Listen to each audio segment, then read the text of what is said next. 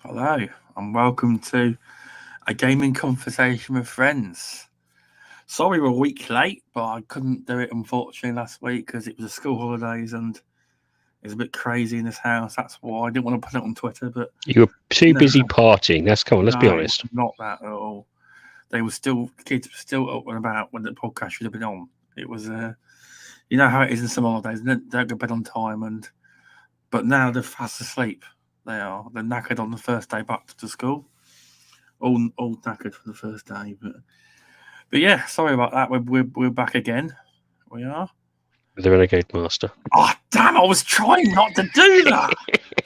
That's the one thing I was trying not to do, and I mistakenly done it. For God's sake! It's your catchphrase, man. It's your catchphrase.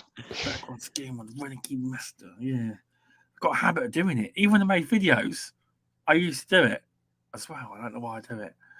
But anyway, we're back again. VJ will be joining us at some point.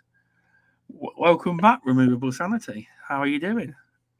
Thank you for having me back, of course. It's much appreciated. We've had that, as you said, that long Easter break. And, of course, loads of stuff has dropped gaming-wise in terms of news and games.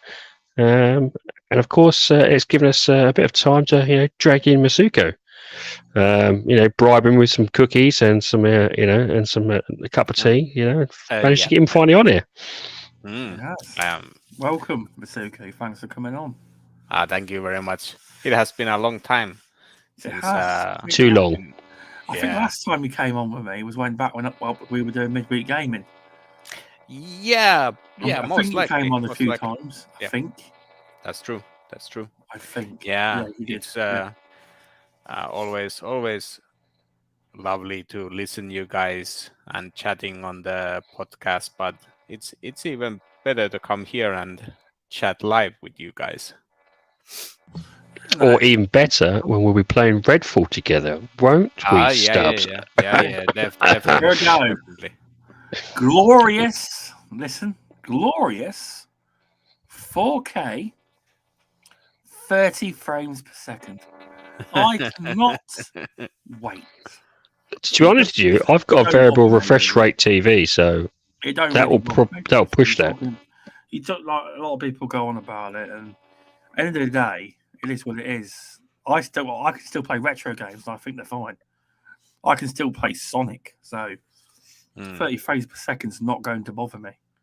But and that's on the original hardware. So yeah, I think. But isn't it? I mean, as I said, if you've got a variable refresh rate TV or monitor, that's probably going to push it beyond the 30 frames per second anyway. I could probably do it on my PC. Yeah. So definitely. Is it ideal? No. Is it such a big deal that you're probably going to boycott the game over? No. At the end of the day, if it means, would it be better to have that option from beginning? 100%. But maybe, and again, I've heard this on the maybe, this couldn't come out because it meant that developers were given a little bit of time to actually, not crunch. Maybe that was it. Maybe it was a positive thing, and this is one of the side effects of it. Is it something? I mean, I'm not a developer. Is it something to do with the fact of, obviously, because it's online only. Is it something to do with when the servers get hit and you've got that many characters on screen shooting? Are they worried it's going to... I probably think they've found some kind of glitch and it's gone wrong. Online, it probably will glitch as well. That's always the case for most games, though. You found that they go through, they find something, it's like, oh, bugger, we haven't got time to fix it. We'll get it out, and then we'll fix it later. my we guess. are in that as a standard now. That has become the norm. It was the norm 3 or 4 years ago. It's now going to be the norm now. But You know, I will say one thing. Look on your Xbox Live list, people. For day one, for people that are on Twitter saying they won't play it, and you watch art for them are playing it. You watch Yeah, it. definitely. They will be. Yeah. I'm not they will playing play. it. I'm not playing it. And you'll see them playing it. You know. well, I would say, except there is exceptions there. I mean, admittedly, getting you to play it is going to be an absolute bloody nightmare. But we'll get there. You know. I want to play it. I do. Should be good.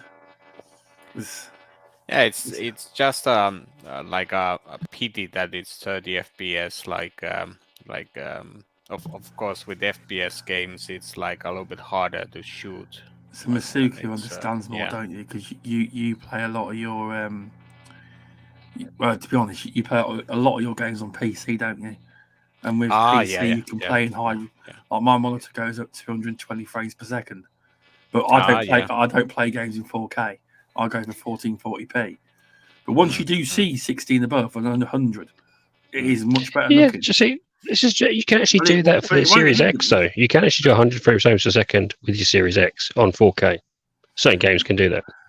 Gears 5 can, but you obviously got to have you've either got to have a Series X and get on a monitor, or you've got to have one of them lovely expensive 4K HDMI 2.1s 120 frames per second TVs, and they're not expensive. Don't give me that. I've got one, trust me, and I'm poor.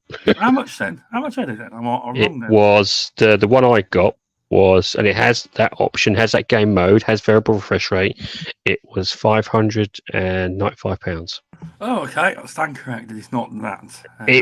Don't get wrong. £595. £595. It's expensive still for most people, but it's not how it was about 3 or 4 years ago when you're looking at about £1,500 for that sort of situation. That's true. And so the TVs have come down drastically. And I suspect that will become the norm probably in the next year or two, and that'll be just your standard, £300 TV.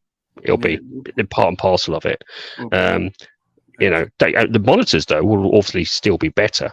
They will always be better, but you can get now TVs. As I said, my £500 TV does it. So there you go. And I didn't believe, I thought that's a variable refresh rate on a TV. Will it work? It does. It does work, and it's the Xbox have just got to allow for the option to have it. And if it does, it will, you'll get those that nice smoothness. But is it? I'm going to look at it. Is it going to be fun? I mean, we could go into Redfall, and Meisuko could go, do you know what? This is absolutely crap. I'm not playing it. At which point it's like, oh, okay, there you go. Games, it's like you say, some games, like when you play them by yourself, are crap. Some games when you play with friends are amazing. Yeah. I feel that it's going to be a good game, but I feel it is a game you're going to need to play to have friends with. Redfall, but they say you can play single player, so. And anyways, most likely it's like a cross play game. So if one like Stubbs and me, we can try it on PC and join Removable when he plays with console. I wasn't planning on playing a PC, but I may give it a go. I might. You see, you've got the option. That's the thing. Is that there is that option to do so, and because it's not against other players, it shouldn't be an issue. Yeah. Because if it's just like console versus a PC player, clearly the PC is going to have it's going to have a bonus compared to everybody else, I think, in that regards. But because it's just AI fighting against AI, it does. I shouldn't think it would matter. Yeah, no. I don't know, because I haven't heard the technical reason why they didn't put the 60 frames per second, because I'm guessing that it shouldn't be that demanding game, like, because it's more They geared won't to give you faster action. So it doesn't matter what they're going to get bad PR regardless. Whatever they say, the people can say no, delay. But I mean, I think Digital Foundry's done something on it, so I don't know. I think they did. They did. I've watched the Digital Foundry take on it, but I think they were saying that the hardware, there is something to do with that. Is it the software or the hardware that is? It's been developed on it. They do need to kind of. I don't think it's just something you can do with a patch. I think it's more than the patch, from what I've heard. I don't know if that's true or not, but then again, yeah. Yeah, let's hope so. There's been some chat in the. There's been chat. We've got chat. People in chat. I see these people talking. Darkness, I believe, releasing Redfall at 30 FPS will hurt. The Xbox brand pro gamers will lose their faith in Xbox first party studios. Can they just delay it? Can anyone answer me, please? I can't give any reasons for that, but I mean, Xbox seems like they get wins, but at the last hurdle, they seem to trip over. It happens a lot. It is. I mean, the question could be, well, it doesn't bother me, but it bothers some, you know. I will say, knowing some form of what they are going through in terms of development, I would say, and this is just my own personal anecdote, that speaking from certain groups, someone has made a decision of a deadline, and through thick or thin, they've basically said we're sticking to this deadline. Yep. And the actual developers who have probably said right at the beginning, this is an unrealistic deadline, we need it then, and someone said no, we've signed up to this deadline, and it could be Microsoft has basically said no, you signed up to this deadline, it has to be out then, we don't care. And the first deadline, sorry, so is this the first actual release date Redfall's ever had, or am I wrong? I think it's been delayed already once, isn't it? Okay, we'll say, because if they made this deadline, I'm not 100% sure. I'll have to have a word with VJ to confirm that. But again, this kind of smell, I don't think we should take it on the developers, because generally 9 times out of 10, the developers have probably said to the management team, this is an unrealistic deadline, we need to delay it, and they've gone, no. And then, so basically, because I can guarantee you now, it ain't the management team that everyone on Twitter is going to be having to go at. It'll be the developers. It ain't the management team that everyone's going to be saying, "Oh no, you delayed us." Like, hang on, yeah, they'll be straight at the developers. It's like, actually, 9 times out of 10, the decision's made by the management team. And unfortunately, that means they can throw the developers under the bus to a degree. It's like CDPR when they completely threw all the devs under the bus, even though it was a management decision. It was. Well, I think CDPR did actually come out afterwards and state after said actually no, this was our decision. We made a mistake. Please don't have a go. Well, that's when the vitriol against the devs started getting out of hand. There's actually no, come on, it was actually our. So I'll give them due. They did admit to cocking up, but they really should have did that right in the beginning. So, and again, there's a question in the chat. Now from question Xbox. Stubbs is single. You can find him on Only Balls. Basically, the Xbox Series X and S are capable. My PC, as far as I'm aware, is not as powerful as an Xbox Series X. Yet my PC can hit 60 frames per second and higher than that. It's just the developers have got to work out.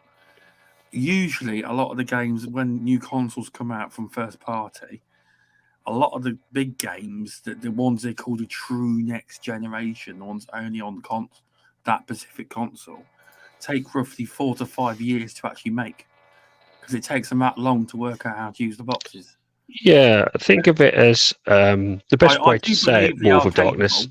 Yeah, I think I just believe they're learning still. think of it as Wolf Darkness. Think of it as like Unreal 5. They've got the assets, they've got the know-how, but they'll never get the pure 100% capacity out of that software until probably, I don't know, a year or two down the line, where they can really tap into the the 100% core power of that software. And it's the same thing with the hardware. They know what it can achieve, but really getting to pump out everything out of that system is going to take time. It does. Because I suspect it probably has a lot more power in it than we probably realize. I mean, but it'll be. I think it's whether or not they're going to utilize it in a variety of different ways.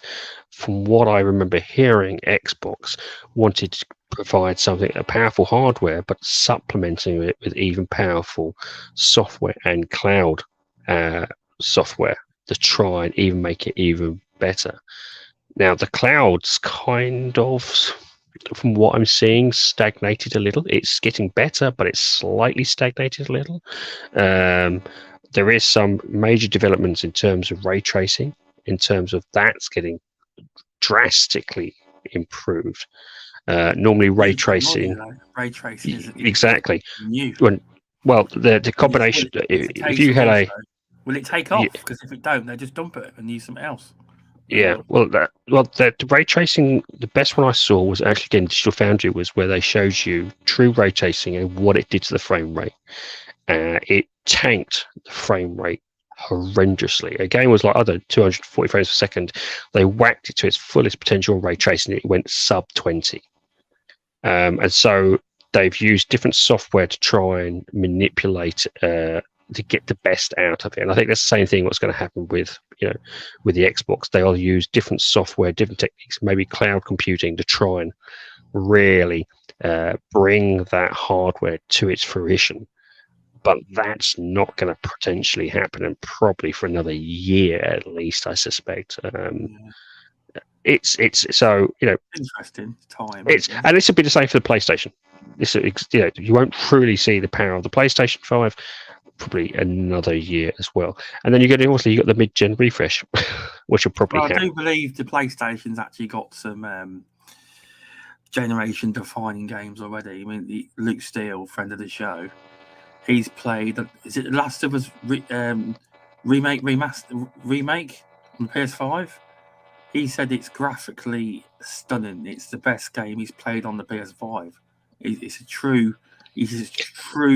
From the ground up. Yeah, I wouldn't be surprised. He says they've tapped into the tech. You can see it. But PlayStation are very good and always have been for a long time. Only the first part of you is tapping into the technology and knowing how it works. And they've always, I mean, only 2 or 3 of the studios, but they've been very good at that. Pixel has made a good point. He says, they're not going to lie, queues, the cloud has queues these days. People are using phones somewhat. Yes, to a degree, the phone usage in terms of cloud gaming has probably impacted that slightly, but that will peter out as time goes on. If you look for stuff like GeForce Now, NVIDIA's GeForce Now, probably, in my opinion, the only one that can compete in terms of xCloud. And I would say GeForce Now is actually better. I think have to test that actually. I've tried both, and to be honest with you, I found GeForce Now more stable, better quality than Xbox Cloud. And I use both on a regular basis. And I think it's they're going through that transition period of people coming in and utilizing it. And I think it's going to be one of those things that it'll peter out at some point. It'll stabilize. It's an evolving market, though. It's not easy. It is. It's not an easy market because obviously most people don't have good internet. I mean, I have good internet now, 500 up, 500 down, but not as good as Daz's, though. Most people's internet, they're not lucky enough because it was only by chance this company came and brought fibre out. They dug the roads up. They weren't BT. It was only potluck and chance. Otherwise, I was never going to be able to get true fibre. I was getting 10, 15 megabytes a second. That's the reality for most people. I'll just do a few shout outs. Been quite a few people turn up. Thanks, everyone. Pixel Slapper, UK Dazarus, Wolf of Darkness. Just go. Let's Invader Gaming was in as well. Meisuko, because I always do that. He's here, yeah. That strange person, Meisuko, And who hasn't been talking. Yeah. And I was just... Meisuko. Sorry about that. I'll quickly dive back into Wolf of Darkness. He's mentioned, he said, what pisses me off, it's our first exclusive from a really long time and first party studio. I'm losing my mind. How about the top management of Xbox? Can't they do something? I'm going to be a little bit cheeky here. I suspect the deadline was probably pushed by them. Oh, I would say so, yeah. So I think if they wanted this 60 frames per second, that means someone's going to have to pay for it and someone's going to crunch for it. Don't you can get what you want, but are you willing to pay for it? And I suspect Microsoft's going, no, we'll weather it a little bit. We'll weather it. We'll weather 30 frames per second and patch it later. But I can guarantee you they've probably, because if I remember correctly, they came with a big long list of release dates, didn't they?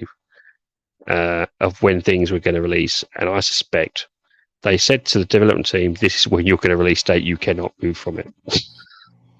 So but it's a little bit pity if it's like that. I mean, like the old Xbox, that is, if that's what they're doing. But you know, because like we were mentioning PlayStation just a moment ago, like I think they treasure that they release a very, very high quality game and very polished and all the technical things are correct. So I think Xbox could take a page from them in this aspect, that like we have had Halos and all sorts of other games that have released not in that good condition, and it would be nice that the quality assurance would be better. Well, this is the unfortunate business of buying studios rather than curating them and growing them. You are buying businesses, and so therefore you have to micromanage hundreds of different development teams, different management teams that don't probably trust you. In all fairness, they're getting paid by you, but they don't fully trust you, or there isn't a great rapport and that sort of things. And so it's going to take time to get that decent rapport and that good communication skills up and running on that full steam. And if my gut feeling is Microsoft's just like any boss, they just come down and say, here's a deadline, and then just moan at the people who say, well, you can't do this. When the developers say, actually, there's no way we can do this, they're like, don't care, crunch, do something, get it done. And I've got a gut feeling Microsoft is exactly the same thing. Yeah, we'll just wait and see. Well, I think we'll have fun. We'll have fun all day playing it. I think it'll be a fun game to try. Will. But anyway, let's not linger on this because it's something it's my fault for mentioning it. I was only joking. Here we are, 23 minutes later. What's everyone been playing recently then? Meisuko, you go. Come on. Yeah, I have been playing all sorts of games. How much should I go backward? What I have been playing? 6 years, 7 years. 6 years. Well, let's say this month I have been playing. I beat Coffee Talk because that's one of the games that is going to release next episode. Coffee Talk 2. I've seen that in the Xbox ID, but obviously because I've not played the first one like yourself. The little trailer they showed, I didn't understand. Because you know what I mean? You would get it. I wouldn't. It's a very simple game. Like it's a visual novel, and it has those elements of brewing coffee or tea, and they unlock different story bits when you manage to make the correct beverage for their customers. So it's interesting game, and it's an interpersonal conversation game, isn't it? Definitely. Very, very good writing, and the characters, and it's like You a get very to know your patrons effectively. definitely very wholesome game. I would recommend if you want to relax and enjoy a story, and the music is also very relaxing. It's like a not an action game, but just to chill out for a moment. So that one I played this month, and also I have been playing another indie game that's older, 2015 release, Kingdom Classic. So that game was actually very good. I didn't know anything about it, but just one day was checking what did I have in backlog in Steam, and I was trying it out, and it's like a strategy management game, but it's in a 2D plane, and you can only like travel to left or right, and you are building a kingdom in this kind of 2D plane. And it's basically a very simple game. You don't have much to manage. You either have archers or you have engineers who are building the castle, and farmers you can also have. And you are expanding your kingdom to the right, to the left, and there is like this kind of fantasy elements like portals, and there is some fantasy creatures trying to destroy your kingdom, and your goal is basically try to destroy these portals on both sides. And it was surprisingly hard. It's almost has a feel of rogue games, because you can beat it in like a little bit over 1 hour, or even less if you are good at it. But you also die very quickly in it, because this every day you are building something, and when the night comes, the creatures comes from the portals, and you have to go into the defense, and you just try to manage that they don't break everything or destroy your people, your towers, and everything. So it has that management, it has that strategy, and it's pretty hard game, but also very enjoyable. That's good to So hear. that one I liked. A cup of tea's arrived here. Hello, Vijay.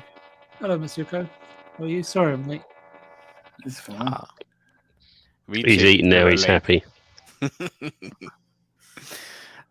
And one game I can mention, I was playing this Meat Grinder that just released. So that's like a FPS game that is like it takes a playbook from Doom, mixes with cluster trucks. So you are jumping on top of trucks and shooting bikers and stuff like that. So it's I'm liking it. It's not super polished, but enjoyable and different kind of game that I normally play. Fun, regardless. Yeah, definitely fun, and yeah, I think that if they work with that game a little bit more, it's going to be a good game for many. But yeah, that kind of games I have been playing. See, lately. very taste. Definitely. So what have you guys been playing? Well, I think the person who came here last should then go next. Yeah, so VJ. Oh no, I'm sort of steadily flowing in your slipstream, sir. So. He's been enamoured by a Mech Warrior game, VJ, as I've been looking at his Xbox list. That's nice. Which is also cross-play as well. It's also cross-play from PC to Xbox as well. Yeah, I have good memories of playing Mech Warrior 2 back in the day. It is a good game. Yeah. And unfortunately, I kind of dragged VJ into that because he was after our co-op with Wulong. It was like, well, what else can we kind of move on to before Redfall kind of turns up? And so I kind of hinted to him that maybe a MechWarrior 5 co-op would be a good thing. And in fairness, yeah. I'm sorry? Are you enjoying the game, VJ? Yeah, I think for me, and I was trying to explain this to Removable, you have to understand is that I'm older than you, Mr. Stubbs, and I'm definitely older than Meisuko. Probably not as good looking. He's about the same age as me. I might be wrong. Yeah, probably. Yeah, but I'm older than all three of you. And but Removable's been around long enough to know that during the 90s, if you were buying games, not only were they expensive, but they were very few and far between. Now you have a very sort of modern day problem whereby how and where do you allocate your gaming budget? And if you're lucky enough to have one on a monthly basis on full price games, is it on my Switch? Is it on my Nintendo? Is it on my PlayStation? Is it on my Xbox, or is it on my PC? Do I buy an indie game? Do I buy a full price game, or do I buy a game I was looking back at 3 months ago that might be on sale now? But in my day, it was more of a case of, is there a game coming out this quarter? You get one game, that was it. Yeah, was it one or two games for birthday and Christmas, and that would last you for either you got some for your birthday, then you got maybe one game for your birthday, two if you're kind of rich, and then you might get one or two for Christmas, and that would last you for the entirety of the year. Was basically you'd spend most of your time looking at magazines to see which game you would spend your limited budget on. not just your limited budget, but because games were expensive in those days, but in terms of the sparseness in terms of good game releases, there were few and far between. And so you'd buy a game and you play it sometimes 2 or 3 times over. And so for me, and even in those times, 1 month there might be a very good RPG, there might have been a very following quarter, there might be a very good arcade conversion, Super Shinobi, Ghouls and Ghosts, 1942, whatever. There might be a good original game based on a movie. I remember Thriller on the Commodore 64, which actually turned out not too bad, or a Yi Kung Fu or Bruce Lee or whatever. And I'm giving a lot of trade secrets here. So I guess the point I'm trying to make is that it doesn't really matter the type of game. It doesn't really matter that much about the visuals. It doesn't even matter that much about the genre. As long as it's made with heart and it's something that you can understand and something that you can to manage, with both hands and the controller, and it engages you. It's absolutely fine for me. I will play that game. I will at least try it. And in recent years, there's been times where there's been bouts of time where I really did not want to game at all, and I had months or 2 or 3 months off, and then sometimes I play 2 or 3 games in tandem. I don't know why that is now at this point in time in my life, but it just seems to be the trend with me. But yeah, so if someone recommends me a game that they really feel something for, and MechWarrior 5 is something that Removal sort of did recommend to me or goad me into playing, but it wasn't forcefully. It was like, listen, you know what? I've played this game and I've played it a lot, and I think and I know you, and I think that is something that you might actually find interesting. It doesn't have the best music, doesn't have the best visuals, doesn't have the best control system, doesn't have the best user interface, doesn't hold your hand, doesn't guide you. But you know what? I'm really selling the game to people hearing this. But what it is, and he never said this to me, but I think what he was alluding to in his wisdom is that it's greater than the sum of its parts. And what I can say, if I was a reviewer, it's true. And then you've only had Meisuko to jump in even before I'd have a chance to have my say on it. But so I'm not the only one that feels the same way. And he played the version which was 3 generations previously. So sort of give you You shouldn't really ask me questions. I do end up giving really long answers, but I hope that kind of I'm going to stop there and have a drink of water because my throat's drying out. But I hope that kind of answers like why I played Mech Warrior 5 and why it's a good game and why I would never turn my nose up to anything, right? Even if I can afford, various systems and games, that's not the point, right? And that's it's not the point. It never should be the point. Right? Just to have the latest and greatest for the sake of it, and that's why people have so many unfinished games. Does it have like the previous game that it really has that atmosphere of being there that you can really imagine that you are inside? You've got third-person mode and you've got also first-person mode, which would basically you feel like you're sitting inside the actual mech itself. The way I kind of sold it to VJ was, and as I said to him, I said, it's a game you can pick up, play for however long you want, put down, leave for a couple of months, and then come back to it again. There is a storyline there if you wish to go through it and complete it, but it's also very open. I won't say open world, but open, expansive with a variety of different side missions, which you can just dive in and do anything you want. It is all up to you on how you wish to play the game, and because of that, it is not one of those games. It's not like an RPG. So for instance, if you go down to Persona 5, I know Stubbs is playing the tutorial at the moment. You probably will have to put in a good 50 to 60 hours of game and pretty much continuously play that game. Otherwise, you're going to forget where you are or forget what's going on. With Mech Warrior 5, you don't have to do that. You can just go in, have a few battles, play co-op if you want to, and just play something else at the same time. I'm trying to think of the terminology. VJ might have to help me out here. It's a pick up and put down game. And so, because one of the things that I was umming and ahhing about was like, do we go into a game that's going to be another 50, 60 hours? Which maybe neither of us have got time to do. And I'm like...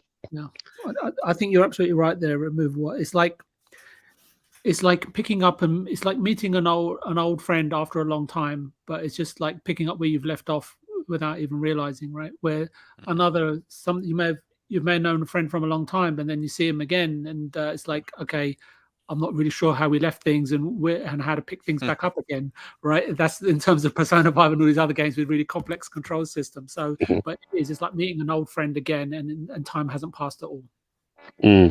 Yeah, well said. Well said. But you can play on PCs, Meisuko, so you could join us. Cough, cough. I was going to say, I do have one issue with the game, because every time I pick up and go back to it, I wonder where Removable and Meisuko are, because one should be on my left and the other on the right. Yeah. While we tear down some cities or do raids. That sounds good. Yeah. There was one game that I forgot to mention. I was playing this Control game. Did anybody else play Control? That? Yeah. I haven't played it. I've seen it a few times. Yeah. And it reminds me of, I'm trying to think, because is that the one on Control where you use telekinesis a lot in terms of powers? Yes. It reminds me of an old game. God, it was a game around the 90s or 2000s that was also a telekinesis game. And I'm trying to think of what it was bloody called. It's called. I don't know what. Or it's one of the things I'm going to have to. It's going to annoy me now. And it also used telekinesis, and I absolutely adored that game. I'm trying to think. It's really frustrating. The musicians were called Cold. They did a song called "With My Mind." It's like, oh god, it's really frustrating me. I'll have to try and find out and search what it is. But it's it was a PlayStation game around the 2000s, and it was basically had a similar sort of art style than from. I'm trying to think of of a typical PlayStation 3 game. I don't know what it is. But it basically use telepathic abilities, and as you went further on, you got more telepathic abilities. I like to look at that. Control seems to be very much a modern version of it, and it's frustrating. I can't give you the actual title of it, but Yeah, I- it looks good, but it does look samey though. That's the only thing. It's like everything seems to be like you're just going through like a dungeon. Is that correct? Yeah, it definitely has, because it's inside a huge government building that is some kind of like a paranormal unit of investigation. So it's I would say that the gameplay are good. I am enjoying it, but it has like very very good atmosphere. It's like Twin Peaks. Mm. It has this like nervous feeling that a little bit like, you know, this character who is playing here, and she is also giving this kind of monologue. She is talking with other people, and then she is thinking in her head about things, what she should say or shouldn't say, and remembering old things. So it has that not horror feeling, but unnerving feeling, like Twin Peaks. And it's very very interesting story, I would say. And the art is very very interesting also. It's like it is taking this old brutal architecture that was popular, like let's say starting from the 50s, and because that game is utilizing the ray tracing, so it has very very nice lighting in the game. It looks a little bit drab because this kind of brutal architecture, it's full of concrete everywhere. Yep. And it's like beauty by massive structures, but it's also utilizing like the light from the outside and how it creates shadows. And so it's an interesting game because like from the art direction, and the architecture and how the game levels are created is also different from many other games. And I would highly recommend it if you want some kind of like Twin Peaks feeling game, that you want that kind of story that has that unnerving feeling and mysterious game. Yeah. It's not a game I ever tried. It's not. Mm.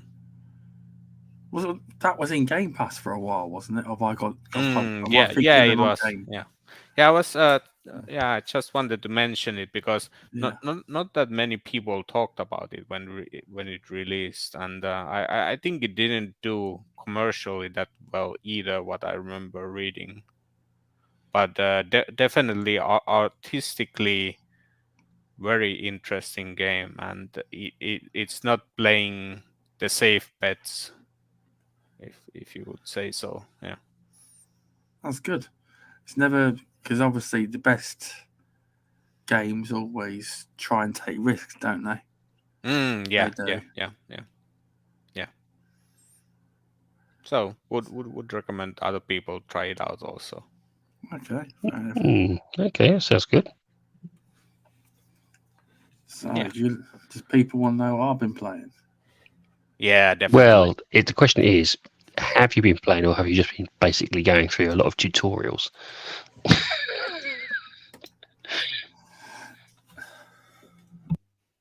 He's not replying. He's not responding. I've been playing this Persona 5. I'm about 4 hours in. I'm liking it.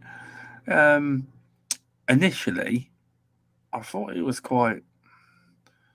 I didn't get it, and I'm Japanese. just about. Well, I knew it was Japanesey, but obviously I didn't quite understand, because obviously I played Yakuza. I've played Yakuza 0, put 78 hours to Yakuza 0. Played Yakuza Kiwami 1. I've not completed Kiwami 2. And I thought I'd try this because VJ had recommended it so highly, and you can get yourself 500 Microsoft reward points for getting 3 achievements in this game. There we go. That's the truth now. Well, I thought I'd try it, but I am actually liking it. I mean, it obviously the start of it, there's some of the start here. No, I don't actually know really, but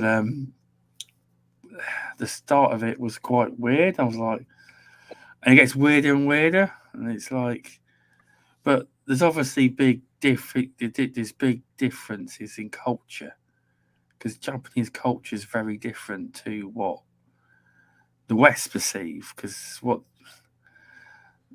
without trying to ruin it, but at the start, the kid, saves a lady from something happening and shoves him over.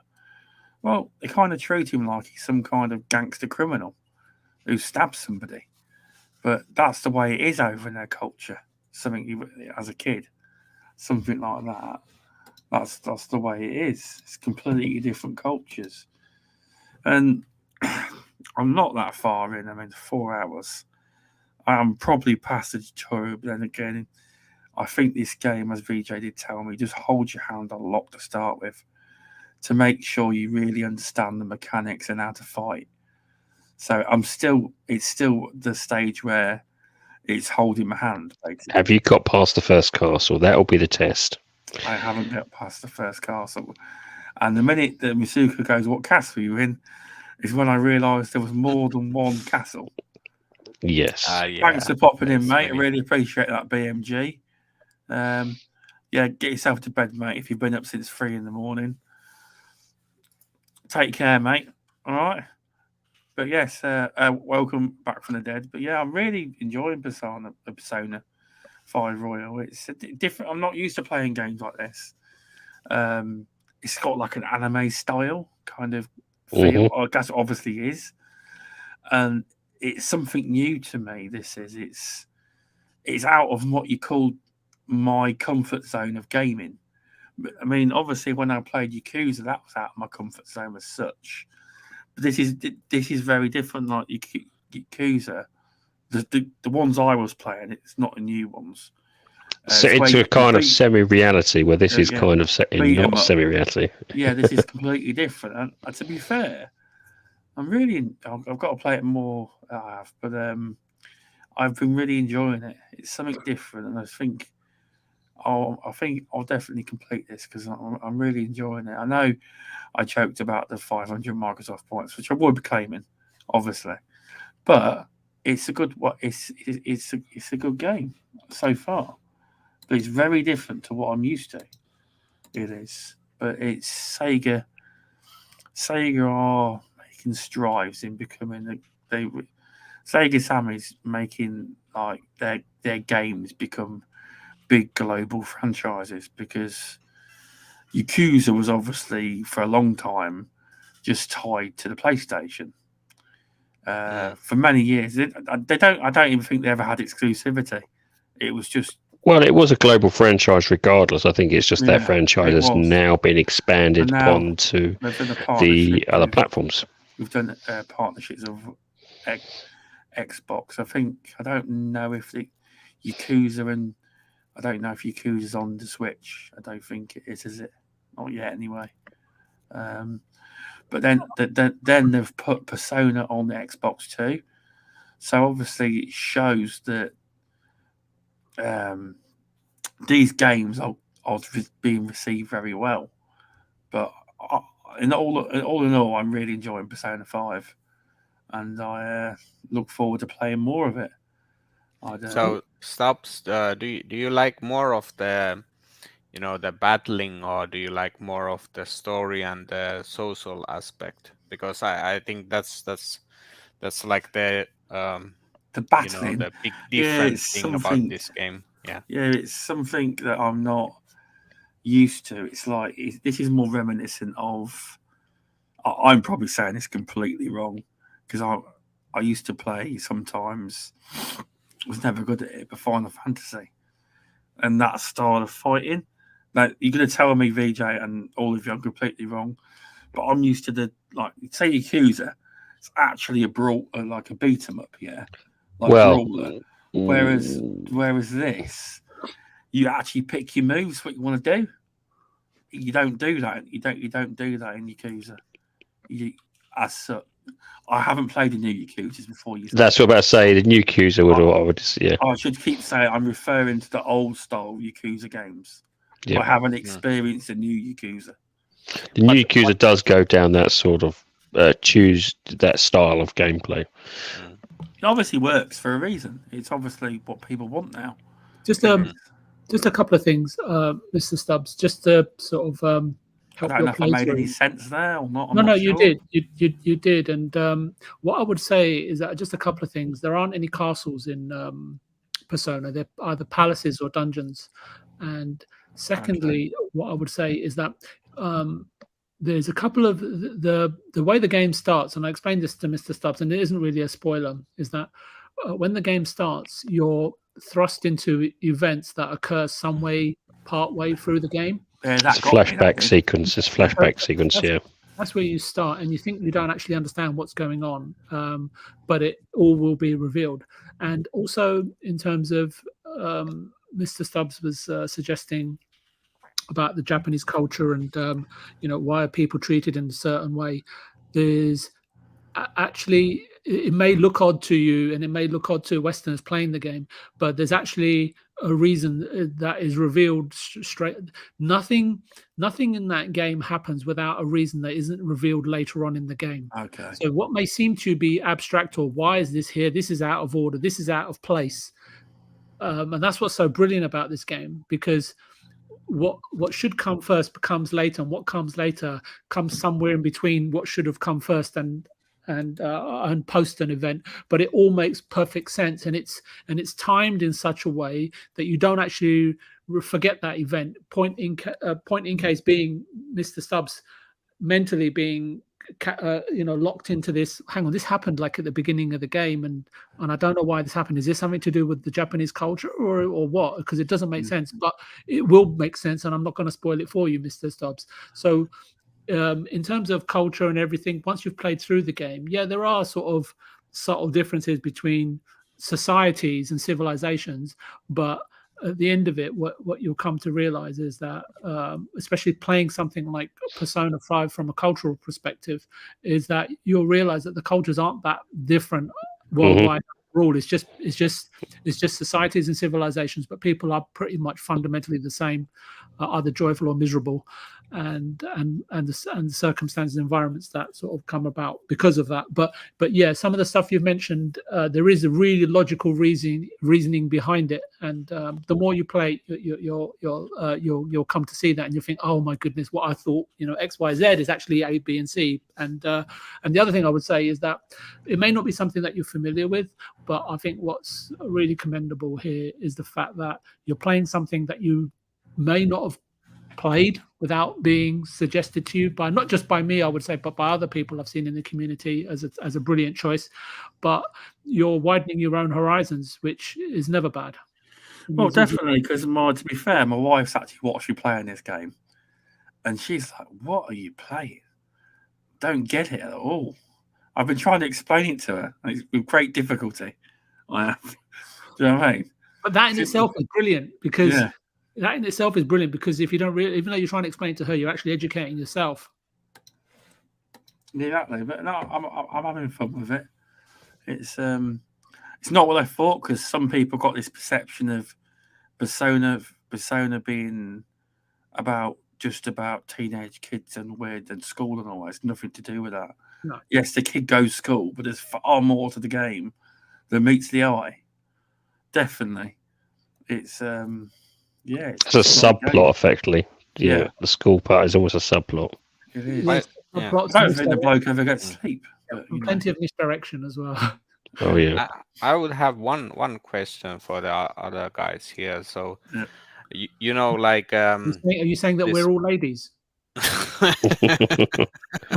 Or mates, or anyway, so all of you guys have played Yakuza Like a Dragon, right? Yes. No, I'm the only one that hasn't, obviously. Okay.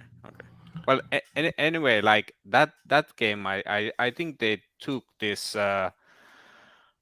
Persona 5 social link things and incorporated into their games also. Yes, that's right. It's a battle stance system. Yeah, and I have to say that they did it even better than in Persona. Or would you guys agree on that? Are you saying that, you know, like a dragon is trying to top the charts of Persona 5? That's, you know, Persona 5 is widely recognized as the links. Yeah, the pied de resistance in that sort of genre. I don't know. You know, it's a hard. There are people who will bat for both games. That's the best way I shall put it. You know, and I think each does their own unique thing very, very well and exceptional. If you're into that sort of style genre game, you'll have more than enough to play, is what I'm thinking of. I think, you know, it's like saying, what's the best FPS? Is it Quake or is it Doom? You know, it's both could easily sit on the throne quite equally at a certain time of periods, and I think the same thing can be said of that. Yeah, I think in terms of genre and accessibility and the way the game is played is perhaps you could say is similar, but they both exist in their own universes. Exactly, yeah. And as you would normally say, Removable, what you should be grateful for is the choice.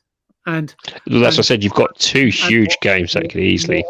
Yeah, and they're both fantastic in their own right, and I think it would be doing it a disservice than trying to pick one over the other. And I know you only have to look at Persona 5, right? It has like over 30,000 overwhelmingly positive reviews on Steam, right? I don't know what Yakuza Like a Dragon has, but I remember speaking to Removable, and I was surprised that he'd even picked it up. Right, that I think we both thoroughly enjoyed that game as well. I don't know about you, Meisuko, but I loved both. I've completed both, and yeah, I loved both titles. Yeah, it's just an interesting thing because they both belong under Sega, and you know, it looks like they definitely took. I just realized that. I just realized that while we're speaking, it makes complete sense, man. Yeah. So I think it definitely like enhanced Yakuza. It definitely make you like enjoy the characters much more when you were filling up those social links, and I think they did it very, very well. And really, can I just make another comparison from another company that does is like a Square Enix between the combat systems between Kingdom Hearts, Final Fantasy 15, and Final Fantasy 7 remake, right? Similar, but not don't exist in the same universe, but have similar combat systems, but slightly different. If that makes sense. Yeah. That's true.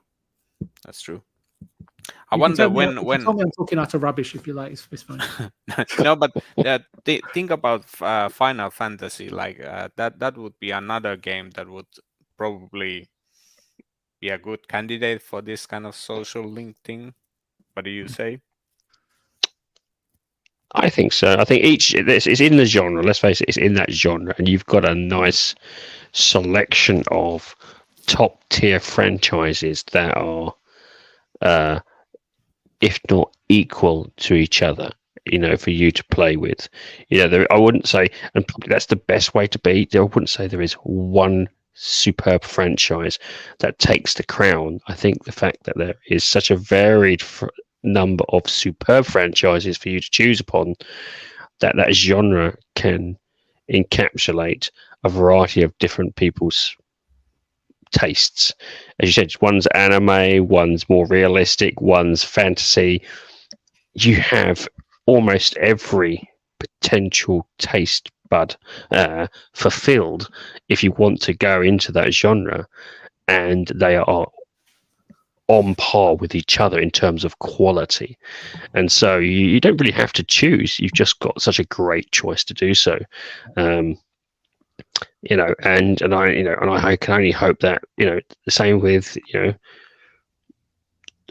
other genres. I don't think that. I think other genres are normally, they've got that one game that defines them. Like Dark Souls defines Dark Souls the genre. Yeah. Where in this particular genre, as VJ elegantly put, it's hard to say which one is the top tier one. And to be honest with you, I don't think you could.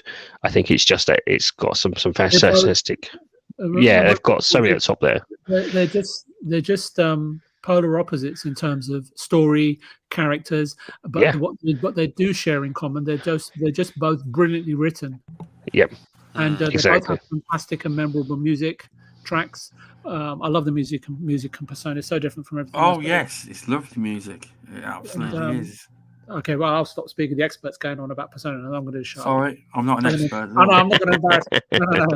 No. But they both. But I think it's not just that. It's the cities, the exploration, the characters, the way the narratives are drawn up, their personalities are portrayed, the humor, yeah, everything, and the content, the amount of game play you get for your buck, is huge. This is one of the reasons why when I was sitting down with VJ and we was trying to choose a game that we could all play together, it's like these genres, when you sit down and put something in, you have to put huge amounts of time in. And if you're a busy family person or you've got kids, finding time to spend time really enjoying this is hard. These are games that. These are the typical games you probably buy in the 90s, and that'd be your one game for the year. But boy, would you get a lot of fun doing it, though. You would know every critical thing and aspect about that one game. For me in the 90s, it was Civilization. That lasted for a couple of years easily. Exactly. I think. I was talking to VJ, and I don't know about you, but I go through genres every couple of years. So I'll have a first-person shoot 'em up genre for about 5 or 6 years. Then I'll go for an RPG for about 5 or 6 years. I've gone through a slight Dark Souls period. I've gone through. I was talking to him about my FPS days back at Call of Duty and my Medal of Honor, and he was like, "I did not expect that from you." It's like, I don't know, I seem to go through different genres at different time periods, and platforming back in the Sega days, I think people gravitate, and then they get little tastes, and then they go through that genre and explore it, and then they find some other genre and they maybe explore that. Well, at least I do anyway. No, I think it's spot on. I remember. Oh my goodness, there was years that were just like every time I went to the arcade, is like, okay, what's the latest 2-player beat 'em up? Is it eSWAT? Is it Double Dragon? Is it Bad Dudes versus Dragon Ninja? What are we playing? What we're playing, together. There was Two Crude Dudes. Two Crude. There was so many of those games, and that would be it. And then sometimes we'd go in the arcades, and it would be, oh my goodness, if I put my money into Ghouls and Ghosts, how long am I going to last? So no, I'll go and play. I'll go and play something else that I know that. Virtual Cop, when it had the light gun series. Remember, when you they had a big series genre of light guns. I have to say and it's just me, right? Because for everyone it will be different. But the game that I went in and that sort of lit up the arcades for me is when I saw that 4-player Teenage Mutant Ninja Turtles stand up, coin up, and I thought. That and probably Daytona or Virtual Racing. And it was like, wow. And the Trocadero and Sega Rally on the arcade. Yeah. My goodness. You hear that Sega or the Sega Rally. And it'd be like, that's it, jumping on, getting on that, trying to get the time zone. I know Daz would appreciate that. Yeah. And getting thrown about in the power drift in the cabinet. Sit down cabinet. Oh my goodness. That was actually thinking about that. That's how you got to play a new game. Arcades was the only time you got to play a new game. Unless, of course, you got games from magazines. So I don't know if you remember this, but I remember when I was playing on the old ZX Spectrum 128K, the power of the Spectrum, I would get magazines with cassette tapes on them. And for those who don't know what cassette tapes are, please use Google. It will tell you what they are. And I remember I used to get 2 or 3 games on the cassette tapes. Sorry, Remove. I just wanted to say that was definitely top shelf stuff there you're talking about. Sorry, Mr. Yeah, come on. You must remember like the old magazines that would have your floppy disk games or your cassette tapes, and you'd get about 2 or 3 games on it, and that would be that would do you for a month. Or if you wanted to play a brand new game, you'd have to go to an arcade to get to play one of the latest and greatest. I remember playing Mortal Kombat in the arcades. Oh, do you remember Pitfire? Pitfire, yeah, exactly. And people were like, that was the only time you could actually get this brand new spanking game. It was either you got it as a small little demo in your magazine, or you'd have to go to an arcade. Now, you just click a button and it downloads. It is. You don't have to wait anymore. That's it. That is a cassette, everyone. If you're old, you will know the horror. Cassette tapes are definitely. You will know the horror of a cassette tape and a pencil, and that's all I'm saying. Oh no, I have to say, removable cassette tape and a pencil. That was extremely valuable therapy. Really? You found it therapy? Pixel winded that bloody thing here. Back up again? Nah, Pixel, you can't be. Pixel. What's How old that? are you then, Pixel? And say in the chat. You reckon he's older than all of us? Pixel's about 12, probably. Back for the Dead, welcome. I think you've been here a while. I noticed. Exactly. Before consoles. But you know, like in the 80s and 90s, there was also this shareware system going on the PC side. So that could be like thought up like the beginning of indie games, like that distribution method. And, well, I always saw the cassettes. The cassettes were the indie games because you'd get 3 or 4 of these homemade games that were put on cassettes, and that was their publisher. The magazine was effectively their publisher at the time. You couldn't go to a shop and buy these. Well, you could, but they were normally very expensive. To buy these from buy a game from a shop. Jesus, that's expensive. It's extortionate. No, I had to wait for my game that came once a month with ZX Spectrum or Crash. You remember Crash? That's the sort of magazines I used to kind of look forward to before it went on to Sega Force and all that malarkey afterwards. It was a different time back then. That's all I can say. Yeah, now it's much more easier. But yeah, I remember like when the CDs came, that made life so much easier. Like, the PC gaming magazines could put 100 of different shareware game in one. I think you're right. I think that CDs was when Pirate Bay became into its own. Pirating games was when you could get that much data onto a CD. I'm not going to say I remember being dubious back in the day. You're putting a game on a CD. yeah. You could do it floppy disks, but I remember floppy disks. You'd end up having like 30 floppy disks for a game. And it's like CDs. It was just like I could get a whole game on a CD. Yes, rather than carrying along 30 floppy disks. And one I one did of those carry around always 30 corrupted.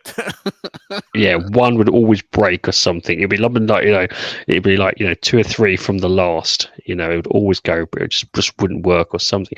Or you accidentally didn't click the overwrite bit on the disc, and so you thought you was downloading onto the disc, go somewhere and realise that you hadn't moved the overwrite slider on the disc, and so it never actually saved it over the top of it. Oh look, there's UK Lazarus on screen. Yeah, UK Lazarus. He's took over the airwaves. Noel Edmonds was popular. Yes, he was, and so was Blobby. Yeah. Yeah, they're right. Yeah. I think Yeah. unless you're from UK, you probably wouldn't get that. Now look, I remember. Do you know what? They're worth more now than what they were worth back then. the whole of retro's worth more. Fabricated markets put all the prices up. It's all fabrication. You can if you find a working cabinet, they're around about $8,000. You're I like, can believe that Nice. easily. Jesus Christ! Now, trust me, old arcade cabinets are worth a fortune now. They're like almost like old cars. You find a decent one, you're in the money. I spent way too many hours on Sega Rally. Way too many hours. Turn left, turn right. This is Sega Lord X, by the way, his video, just in case anyone wanted to know. Not mine. He's a big Sega creator. That brings back memories, Mm. and it's still as fun as it is today. It was back then. That's the irony. Yeah, they definitely nailed the arcade racing even back then. And for those who were complaining about 60 frames per second, There you go. I'm pretty sure there wasn't 60 frames per second on Sega Rally. No, it No. definitely wasn't. No. Welcome. This was my Welcome, favourite Sentinel jump. Gaming. Sentinel Gaming, welcome.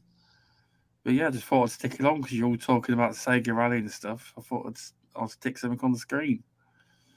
But it's amazing how we got from Persona to Sega Rally, didn't we? That's the best thing about conversations. You can just throw yourself back in and you don't know where it's going to go.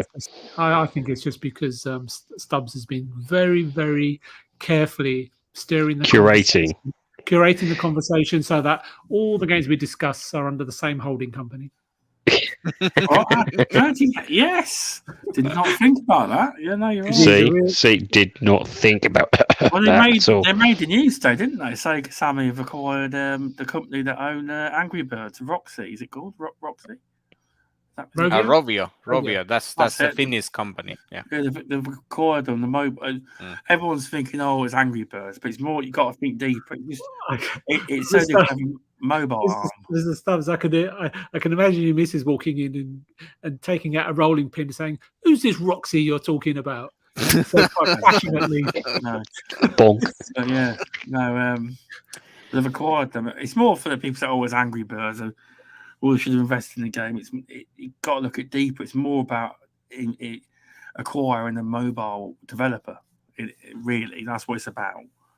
Can I just add to that, Mr. Stubbs? You can do. Yep, you can. You know that. And I know people who do know this but it's not obviously brought up a lot. Is that obviously Sega own a lot of resorts in Japan for that parents and children and families go to, and obviously I thought they sold them all up, didn't they? Or was that just the arcades? I think so. No, it might have been it's the arcades, but the resorts they still own. So obviously all of their mascots from all of their games are all exhibited there or sold there as well as merchandise. Okay. So I think that because they don't just have like Sega Sammy don't just make games. They have several pillars within their business structure, right? Hotels, resorts, as well as video gaming and all sorts of other stuff, right? So as well as memorabilia and basically they have consumer product division licensing out, but a lot of the stuff they manufacture and sell themselves within Japan. So I think I think whatever plans they've got for the Angry Birds franchise, I think that you'll see that the merchandise, they probably think that those character designs, I don't know this, someone will have to check, but I'd say that they've obviously done their research and think that that sort of character design for the Angry Birds is very popular in Japan, and perhaps it already is. I would say so, yeah. And imagine that game being on the 3DS, it would have sold millions, wouldn't it? But and then so I think that they'll sell, all the toys and all the merchandising, and especially their reach into the consumer market in terms of being able to not just license content out, which Rovio do, and actually in terms of not licensing certain consumer division licenses out and producing the content or the products themselves and selling it themselves within Japan is probably part of their business strategy. I don't know, but I'm just assuming off the top of my head.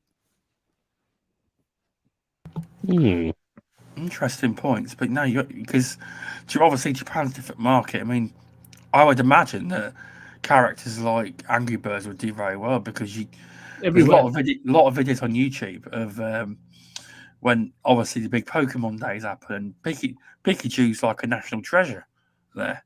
So Angry Birds would definitely go down well with them kind of characters. They're probably going to make an RPG system with Yakuza Like a Dragon Persona 5 mechanics. And no, we'll have a third option, removable, Meisuko. Yeah, it's true. That would be good. I don't know how much they were required for, whether it's a big move, but it made mainstream media news that Angry Birds developer had been. I saw it this morning. It was 775 million. Is that right? I don't know. I don't actually know the figure. Maybe I'm wrong, but I'm sure I saw that figure. Is that in dollars or is that US dollars? Yeah. Well, I'll tell you what. If it was Japanese yen, it's cheap. Yeah, you would have been. Yeah, definitely. I think removable would have picked it up. I would have picked that up for that price. Yeah, it's like when people try and removable would have thrown in a toaster as well. A while ago, people were trying to bury PlayStation and Sony, and they'd look at Sony's debt and look at the yen, and then put it in dollars. You know what I mean? To make it look like they're broke, basically. But no, I would imagine that's a good price. I don't know. Yeah, mobile developers, Angry Birds has got to be worth it. Otherwise, they wouldn't purchase them. But Sega Sammy look like a company. Like I was speaking to Removable earlier, they're a company that want to expand further and further. People keep having these dreams of, I want Xbox to buy Sega and all this and that. They would never be allowed to buy them. But Sega Sammy seem like a company who want to keep expanding and growing their franchises globally. Which is what you want for a business, isn't it? Is to grow and grow and grow. I just think that from what little I know of Sega, how they operate, what they do, and the pillars of their business, that pulls in incredible amounts of revenues from all aspects. They get underestimated, don't they, to family generated products and their pachinko slot machines. But Angry Birds makes just complete and utter sense, especially with that brand behind it. Do you feel that in the gaming community as such, Sega actually get downplayed as to how successful they actually are? Because I feel they do. I feel that people think for some reason Sega are the underdogs. I don't think they are. No, they think that Sega was a dominance of a bygone era, but what they don't realize is, like Konami, for example, they've got other divisions or pillars, as I keep mentioning, within their corporation that makes them an incredible amounts of revenue. I don't know what their profits are, but revenues for sure. And if you actually go and check how big Sega actually are, it's very difficult to buy them. And actually to go out, if they say, well, they could just go and buy Sega's gaming division. Well, the thing is, they're so, I don't know if the words, what is it, horizontally or vertically integrated. It's incredibly difficult to extract any single one division. They're all sort of layered, like a multi-layered and vertically and horizontally integrated. So it's almost impossible if you look at how their company's structured and how each division or pillar leverages the other, right? Yeah. So multifaceted, effectively, is what it is. Multifaceted, but they're all interlinked, basically. Yeah. So their resorts rely on all their mascots from all of their games and products, from Persona and the anime they produce and the stuff they license out. And so if someone came along bought their gaming division, all of a sudden all of the other pillars of their business would suffer. if that makes sense. Yeah, because they're Yeah, reliant. the integrated so they're highly linked, aren't they? So they can't just, as you said. Their success is interdependent on one another. Yeah, is that right word? I think so. Yeah, Meisuko, you're the expert. Definitely.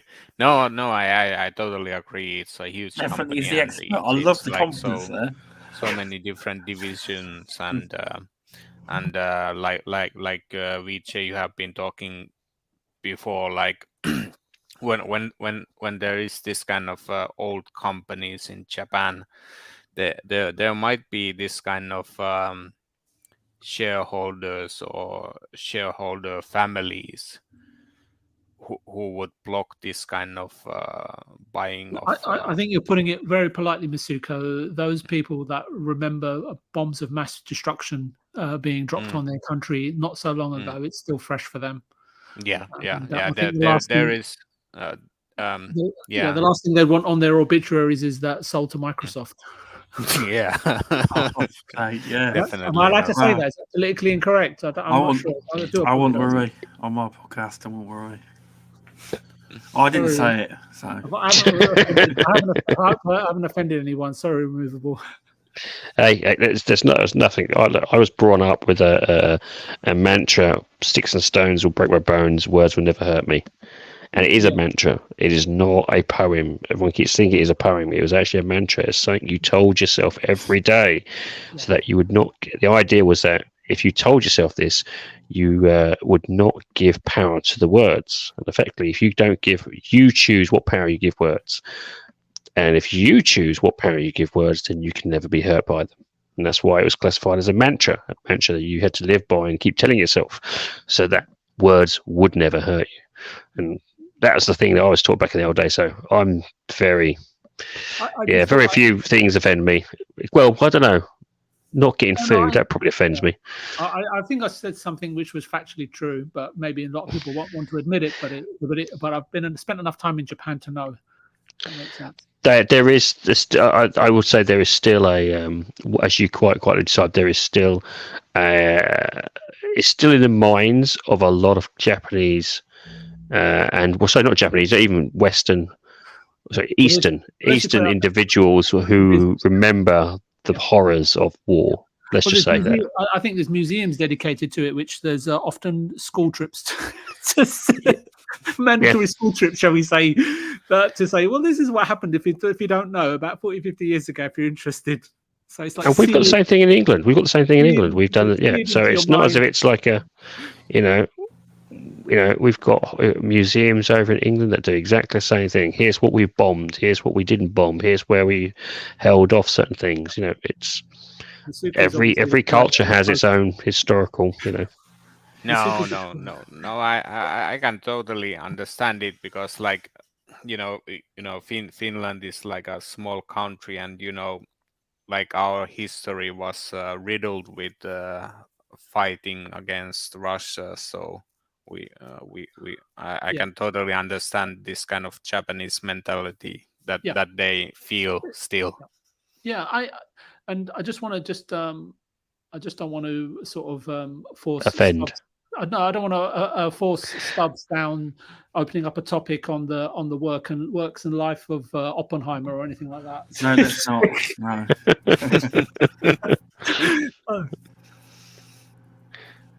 I don't know. My wife's just walked in laughing, so I'm going to go on mute for a second. So while I get beaten up, I'll be back.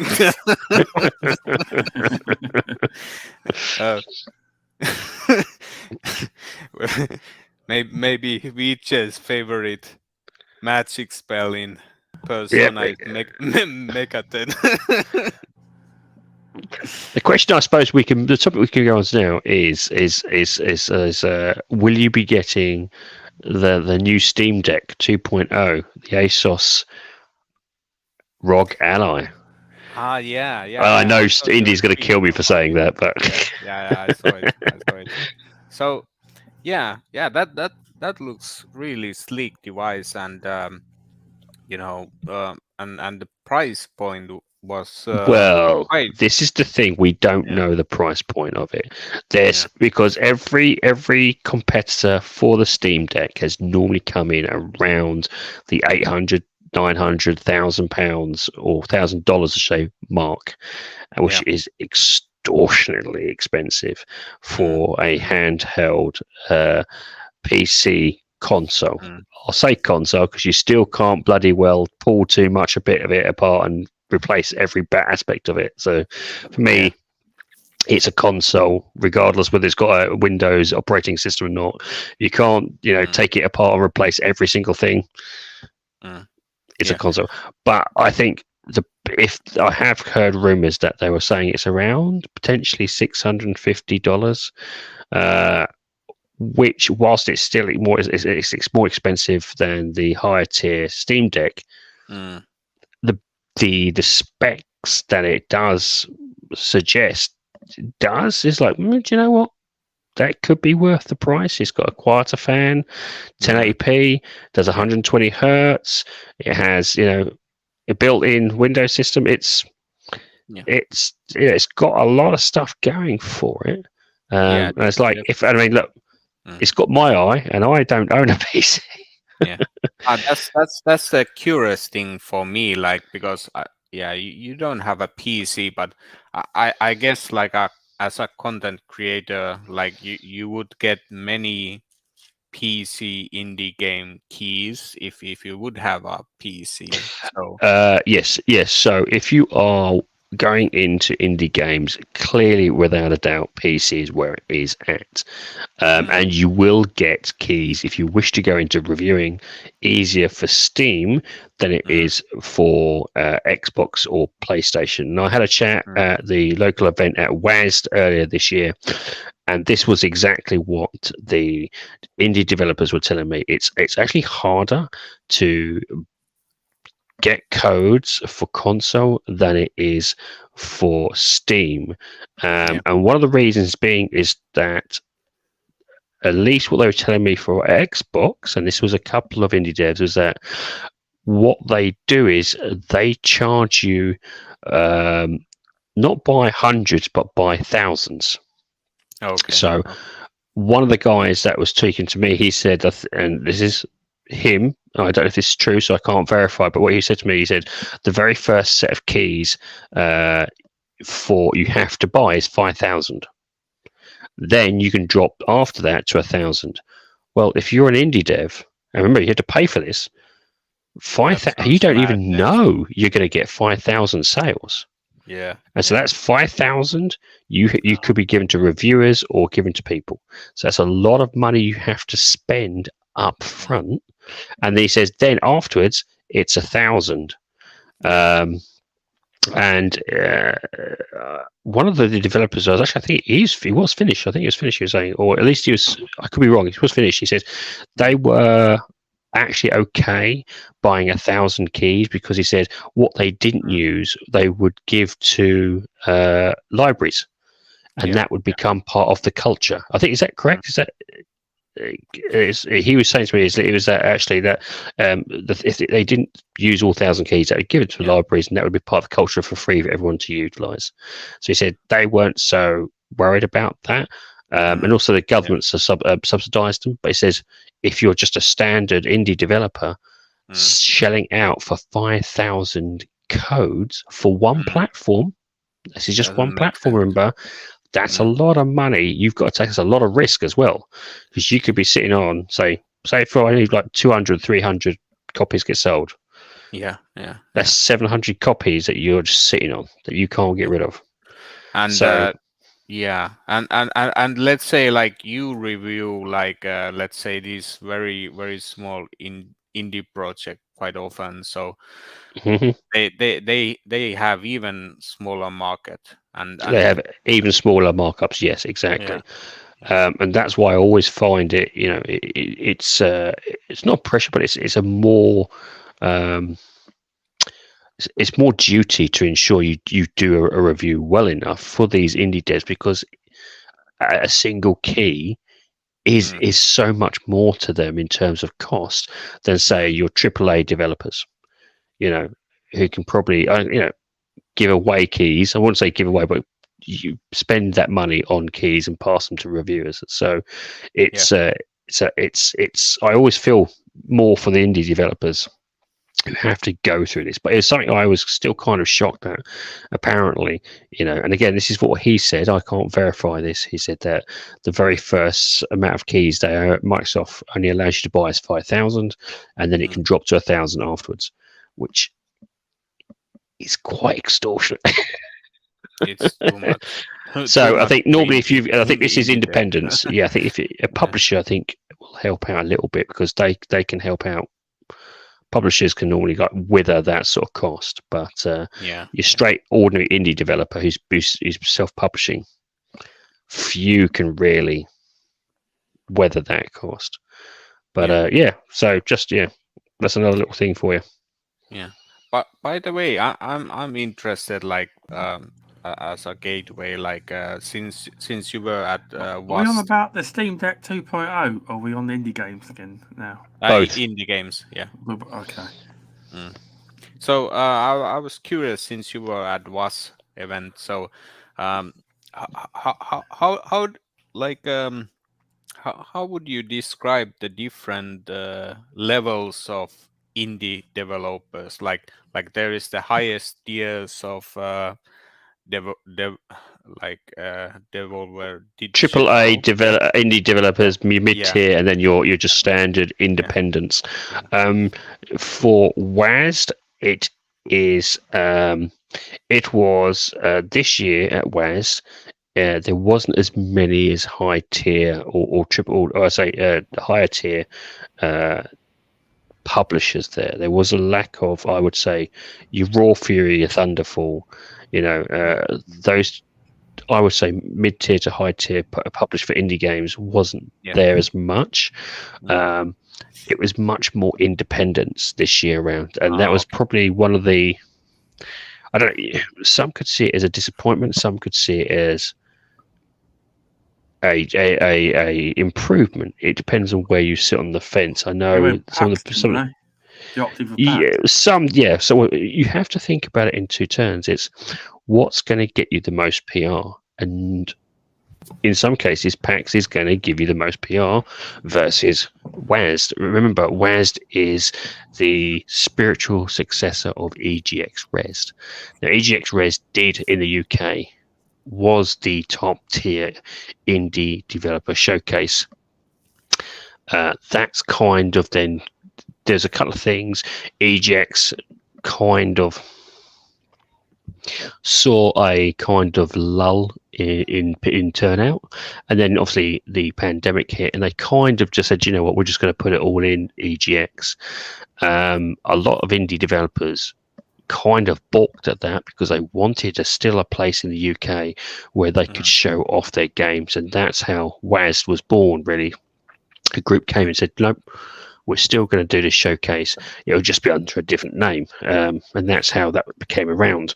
Now, WASD is effectively a fresh take on it. It's still trying to keep the ethos of the EGX Res, but it's also got a lot to prove as well. And I think the last couple of years, that's where it's got to prove it's financially viable, but also there's appetite from the consumer to go there, and that's why I think it's still in the early stages, and that's why I feel that it needs a bit more PR. It needs a few more years before it fully get back on its feet to become where it was, which was the EGX Res that it aspires to be to. But it is currently probably one of the premier ways to meet indie developers and indie publishers in the UK currently right now. And it needs all the support it can, because if that goes away, you're just going to have to wait for these big showcases like EGX, and they won't showcase off as many indie developers, and that will then obviously that will harm indie developers in general, and then you won't get as many games.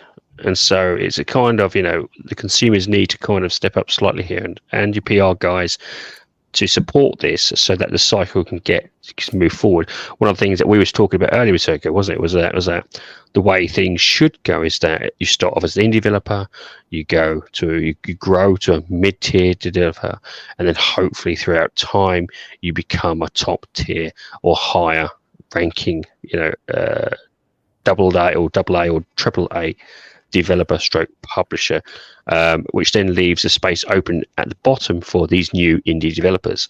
But if things get stagnated, if things stop, then no one progresses forward, no one gets forward, and instead what happens is things start to die out. So you need that constant growth from your indie developer onwards to keep that going, keep the gaming industry alive and fresh with new ideas and new games.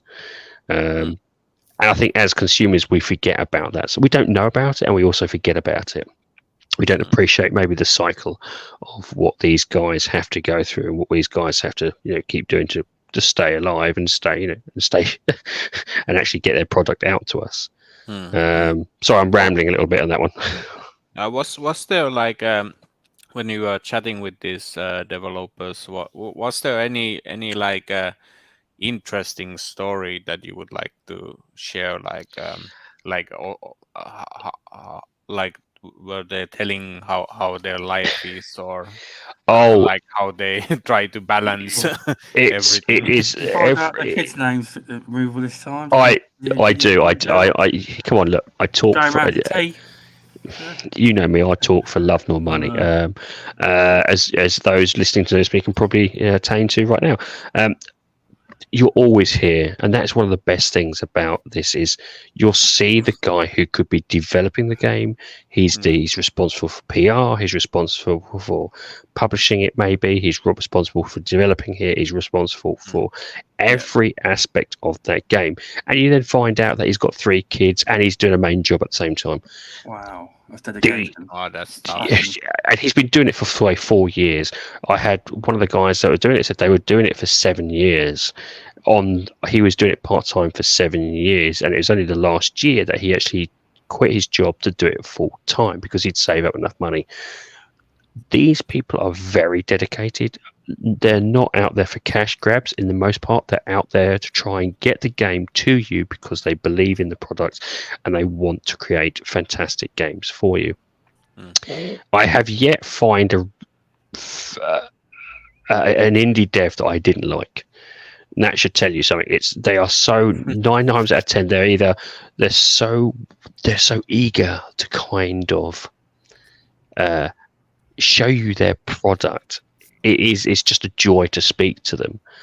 Probably the weirdest one I would say in terms of a story was actually a Taiwanese publisher, and this was their very first time at WAS being in the Western world and showcasing off their game to a Western audience. And he said their words to me was that it was incredible at how friendly and how engaging the Western audience was compared to the Eastern audience. And that was kind of stark contrast, they said to me. It says the Eastern audience, and this is from this Taiwanese publisher, they were saying the Eastern audience, the people would come up, play a game, and walk away. They wouldn't say anything, they wouldn't do anything, they wouldn't even let you know how they felt about the game. He said it's kind of like and again, VJ might be a kind of thing, I don't know if it's a cultural thing, but it's just like, it's not done thing to do, they were saying, to kind of speak to them, even though they're trying to get to engage with the people playing the game, they wouldn't find out if they liked the game or they had issues with the game until it went on to, until it was basically put out for publishing, put out for people to purchase. What they found coming to the Western audience was that there were so many people willing to engage with them and tell them, oh, I don't quite like this, but I really like this, or I really enjoy it. It was that engagement to a point where they were kind of shocked. They were telling me they were kind of, it was a culture shock for them. It's about the thing is, I don't know if the sorry, removal. It's in a nutshell, it's all about allowing one to keep face, and but obviously that goes back centuries, right? So Yes. and the other thing, it would be interesting because it goes deeper than that, because allowing them to keep face with fellow Taiwanese visitors, that's one thing, but it changes slightly if the visitors were from China, from Singapore, from Hong Kong. That has a different bearing on why they wouldn't say something to a Taiwanese company. Well, that is, I don't want to become more political. So yes, that was another thing, because they literally came back from the Tokyo showcase, and they were very much. It was very much a. This is what they say. They said it was very much a no one talked to them in any showcase. So then again, as VJ said, it could be a political situation, political ideology, cultural ideology, where they said it was a unique experience to come into a Western culture where everyone was so open with them about the game they were showcasing off, and for them, it was as they were saying to me, it was a kind of a culture shock, because they'd stayed around local to their own culture. They'd stayed local to the Eastern market, and so they knew how to act, react, and how to talk to people. And so coming to a Western audience and seeing everyone engage with them, whether it's positively or negatively, was something they're not quite used to. And the reason for that would be because when you come that far out from Asia, culture sees no borders here. That's true. Yeah. And that was so it was interesting to speak to them. And this is the sort of thing you won't get at maybe some of these big events. You don't get the chance to, say, EGX, you don't get the chance to sit down and have a chat with some of these people. You will get these more intimate, smaller, I'd say mid-tier events, which is why I would recommend anyone go to these mid-tier events. Whether it's in your own country, you've got these mid-tier minor events or minor, showcases. Go and support them, because do you know what? I think you'll find that you'll actually have a better experience at them than maybe the top tier, big events where, it's thousands of people and you're just rammed up against each other. Support your local events, and I think you'll find that actually you'll come out with a bit more knowledge, a bit more understanding, and also a bit more education on how the games themselves and the developers really do put their all into it. It's interesting, like this lately there has been like this Japanese indie scene has been like I have seen these streams, and they are normally like 2 or 3 days that they are having these streams, and it looks like that Japanese market of indie games is pretty vibrant, but most of those I have never seen here. Like yes, yeah. Like it's hard to be a Western developer in indie scene, but maybe it's even harder for these Asian developers in the indie scene.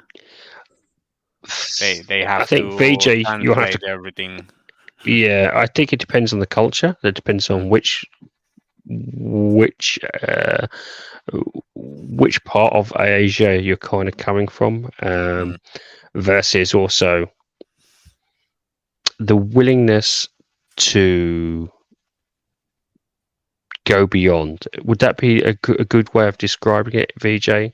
In terms of, well, I think it's safer to be in your own culture, and showcase off your own culture. Showing off to an audience that is completely unfamiliar with must take some serious guts. I think you imagine if we went over to, say, Japan and was showcasing off a product, trying to work out the cultural norms, work out the cultural aspects, trying to be or even their take on exactly. Even just the way they discuss things, it must be absolutely nerve-wracking. So for those to come over to the Western culture and showcase off, I give them kudos. They've got big balls for that. I'll tell you that, because How many people would do the same thing? I would say it's difficult going there, and it's a lot to do with meeting the first time and then building a relationship, trying to have a coffee, a dinner. You can break through the barrier, but you've got to be honest and earnest. And I think this is the biggest problem that Microsoft have, right, in Japan. I've seen them struggle over there so much. It's not all about money, but the thing is, if you're coming from Asia and coming to the West, there is a welcoming, because the East holds so much promise and so much mystery, and it's far more welcoming over here. And it can, if you're coming from Asia and showing your product here, it can be much more liberating for developers to know that, okay, so even though the people are the same, they don't behave the same, they don't act the same, they have different cultural barriers to break through, even in relationships and friendships locally, let alone internationally. So it's like anything, right? The more time you spend investigating, understanding, educating yourself and others, the more easier it's going to become for you, right? To navigate and to get used to something.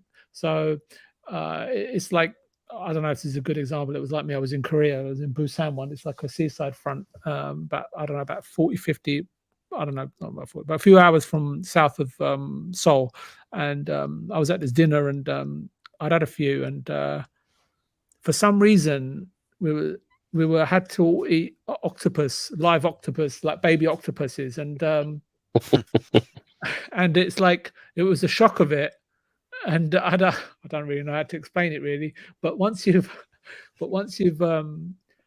got past that, and once they know you're trying to make an effort, and once they know that you even try to speak a few of their words, right, even if you get them wrong, you'll be surprised, even though you think you're embarrassing yourself, but if you're earnest about it and you're genuine about it, and they have a very good sense of knowing, of judging, not judging you, but getting a vibe off you, in terms of if that's partly why they want to work with you, do business with you, or be your friend, or help you and navigate with you, rather than, the West coming over and saying, hey, look, we're American, or we're English, or we're German, or whatever, right?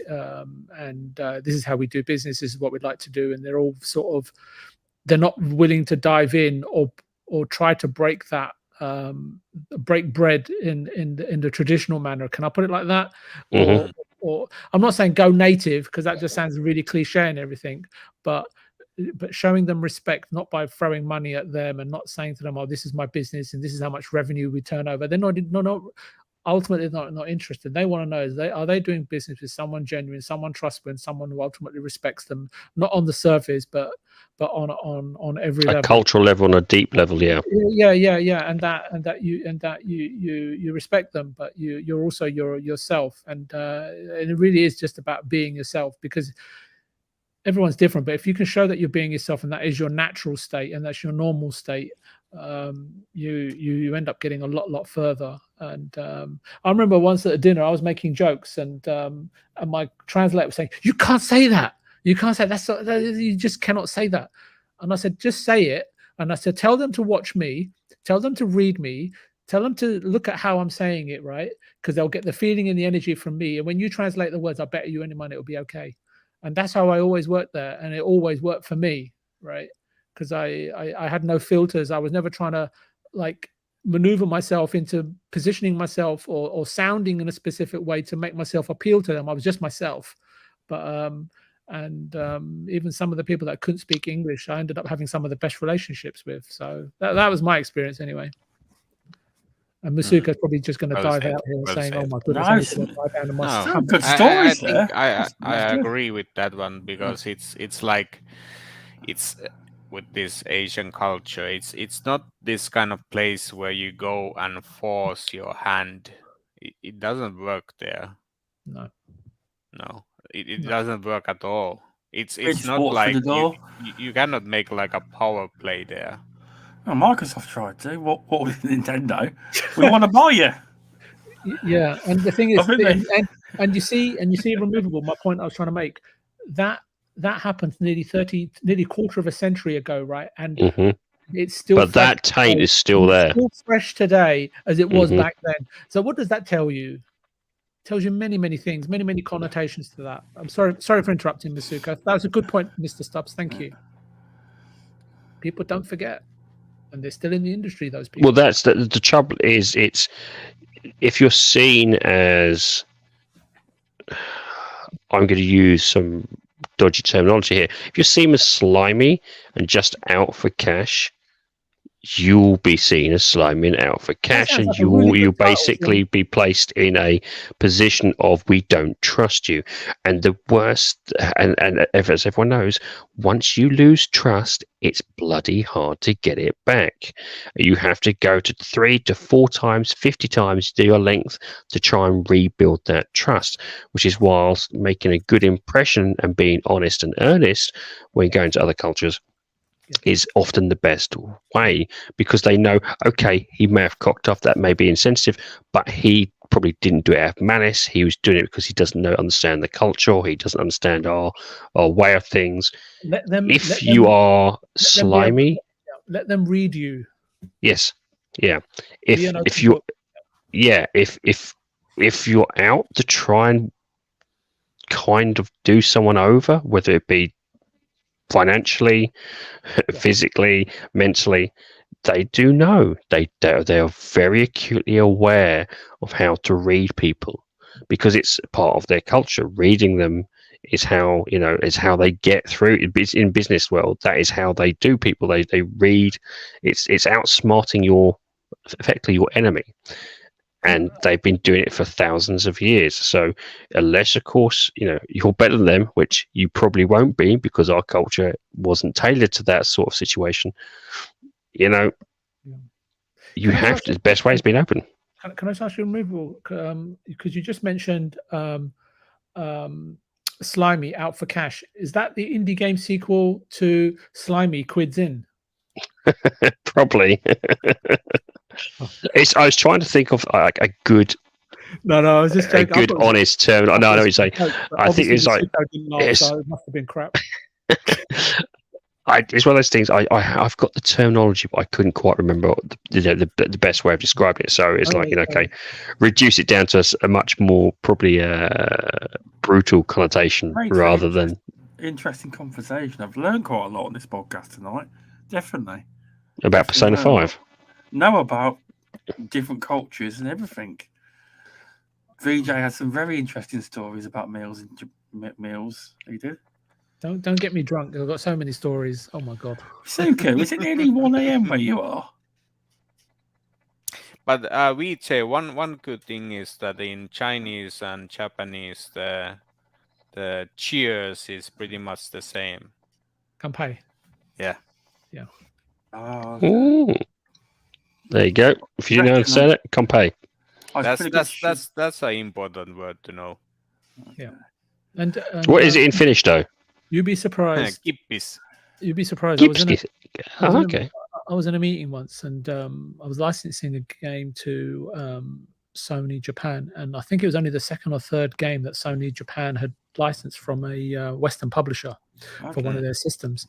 And there was like 8 of them, and the main guy sat right at the head of the table, but right on the other end, right, and just played his Game Boy throughout the whole meeting, while there was a lady, really tall Japanese lady, which was quite rare, and she scared the hell out of me. And she had long fingernails and was dressed really like something out of a punk band, and doing all the negotiations.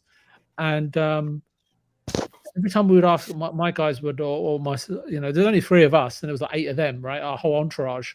And it was like, my goodness. And I can tell you the contrast. We was in the meeting, and it was really sort of like, we would ask them a question, they'd confer and come back to us. They'd ask us a question, and I'd confer with my CFO, and I'd confer with my product guy, and we would like sort of hush and hawing, and then I would speak, and then she would speak, and it was just like a game of chess. Anyway, we went to dinner that evening, right? And it was on us, right? And I said to the guy, just let them order whatever they want, because they're all waiting there, like for us to order. Like, cause normally you go to a restaurant, everyone chooses. I said, okay, I'll tell you what, like, we're going to do this a little bit different, right? Just order what you like, and and just whatever you want. It's not an issue, yeah. And they were like conferred, and they'll ask me a question, and they'd confer. And you don't have to ask me. You tell this person, so I'm not going to answer any more of your questions. And that kind of broke the ice, right? It was sort of like they laughed and I laughed. At first, it was like a little bit nervous. Then it was okay. Then the drinks came, and then when they drew it, and I said, listen, and they hadn't even started their first round, and I said, right, can you just bring the second round for them, right? And like. And they were like looking at each other, and they said, "Okay." And then, this is just because Meisuko said "gampai," right? And like within like 20 minutes, like even before the food had arrived, right, we were all like a bit tipsy. But that's when the real negotiations really started, right? That was like, you said this earlier. I'm not going to try to change the deal or anything. So I don't trying to think I'm doing anything like Removal would say slimy. But I just want to know, like, why were you so insistent on this particular point? Because it makes no sense, and I really want to understand why, so that I can, understand you better, so that when we do business again in the future, which I really hope is going to be possible, since you guys have got, since it's so loaded. But I just throw jokes in like that, right? And obviously, it sounds a lot better when you're pissed, and that just helps cementing relationships. And from that one meeting, even though we didn't make a lot of money on the deal, etc., but the introductions that they made, the developers that I got to meet because of that, and then visiting Japan and being able to go into their internal studios and seeing what they were doing and stuff like this and that, and then going in at night and having a look around the studio with one of their producers who's not normally allowed to do that but did it because he knew us, it just opened so many opportunities and doors in terms of being able to experience it. I'm not talking about experiences or opportunities in terms of making money, but just being able to access these places which you normally wouldn't, right?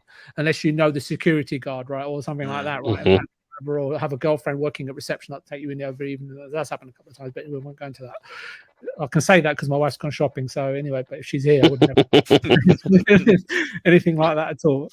And for this, just for everyone listening in, right? Well, I'm not having Removal hasn't slipped me an acai under the table, especially because we're on both of us on the other side of the world from one another. But yeah, just those were my experiences and how maybe way business works these days has changed. But that's just how I moved in my time, right? And maybe things have changed because people have moved on. But I just found that within one evening, asking cheeky questions, but being genuine about it, and just trying to break the ice was a skill I had at that time, which was good at the time then. I'm not sure I'm saying it would work today, but I really didn't appreciate or understand or underrated that particular aspect of how to work, because I just did it because I came from selling video games from my grandmother's house, right, in the garage, and it was just like dealing with like shady people from Petticoat Lane selling those copy cassettes for the Spectrum and the Commodore 64 removable. Which I've probably got, to be honest with you. They're in the loft somewhere.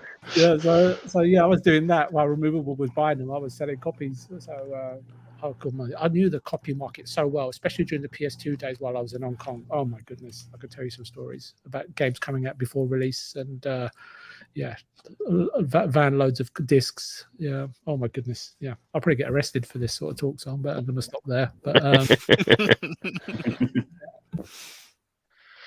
yeah, it's the gaming industry is a unique experience, and if you've got an experience of it, and the irony is most people think they can't get an experience of it, and to be honest with you, you can learn about the industry, learn about how games are made, produced and published simply by going to some of the smaller events, some of these indie events. They will give you so much experience, and you will learn so much from going to these events, regardless of the country you're in. There's probably events happening in your country wherever you are. I think if you go to these events, you'll come out with a better appreciation of gaming, and also you'll come out with some amazing stories and friendships as well. It's one of those things. If you can get to these events, if you can go to these events, really do, because I think you'll have a better understanding of your hobby if you do so. Yeah, that totally makes sense. I actually don't know if we have locally anything. We have one this kind of multi-purpose like exhibition going here, but when I have visited there, it mostly have been the bigger publishers there. I haven't seen like in indies. Do you have like what I would suggest is like game jams, what they're called over here, which is basic. Those I know. Yeah, those I know. Those are a great startup place because game jams often normally progress into small events. Also, what might be a good idea, and it all depends how you wish to do it. I have seen people who go to different game jams and then actually, because no event exists, sets up the event themselves and becomes the event. Which is another great way of dealing with it, you know, just because they've got so enamored with these small little game jams. They think, well, you know, we need something like this where we are. And for those who don't know what game jams are basically, these can be small indie developers or students doing small little sessions together where they create something together. It could be done in an hour or a couple of hours, or in some cases just showcasing off their projects which they've been doing in their home for the last couple of years. They're great little lead-ins to seeing the workings of gaming development, and these could be like uni students. This could be, you know, or it could be someone who just creates something in the back of his room. So yeah, try and have a quick look at those if you can. Yeah, that makes total sense. Yeah, definitely would want to see some of those indie happenings. I'm surprised because, you know, Finland does have a pretty good indie. Yeah, we have pretty good developers here. So, I was just going to mention. I know that Removable You and Meisuko, you know, you watch those Paolo in Japan videos, right? Mm-hmm. And you see their personalities, like they follow a very rigid, sort of regimented during the day, during the workday process, right? Yes. Process during the workday. But then you see how they are in the evening, right? And they're much more looser, they're open, they're talking to their friends. So you see the contrast, right? And how they are. There is a much more business side and then personal side. There's a much more professional, professional and personal. Yeah, exactly. Yeah. But this is why, you know, and I know that people say, "Oh no, we know we have our meetings, then we go to dinner." Yeah, but most of those end up being the same. Yes, you're still professional, even when you're drinking. Maybe you're still professional. Yeah, but it's also about how do you get the people. And I found this in Asia, whether it was in Taiwan, whether it was in China, whether it was in Hong Kong, whether it was in Japan, or in Korea. How do you get them to behave like in the Paolo videos, right? How do you get them to, you know, you're going to, during the day, you're going to have a meeting. That's how they're going to be. But how do you get them to really be as they really are in the evening, that are completely open? And that's the trick. And I think that is so many things that from my time in Japan, like the EA was opened up offices there with a full-blown management team. Activision did the same. Yeah, Ubisoft did the same, right? And they were all structured like they were in France, like they were in America. And those are the kind of people that they were trying to employ, that had those ethics, that process. And that was alien to the culture that was around them. Exactly. Even though they were Japanese, right? They were looking for something which wasn't Japanese, which suited them, because so that they could confer better and understand and control them, rather than what they really need. And I keep saying this over and over again, that the Microsoft team in Japan is, I can't say a laughing stock, that might be a bit, but yeah, it needs serious work, and it should tell you the amount of times in the press they tell you that Sarah Bond and what's his name, Phil Spencer, seem to be over there more often, more time. They spend more time over there than they do in Seattle. That should tell you a lot. If they're having because they're trying to build that rapport, and it has to be a rapport.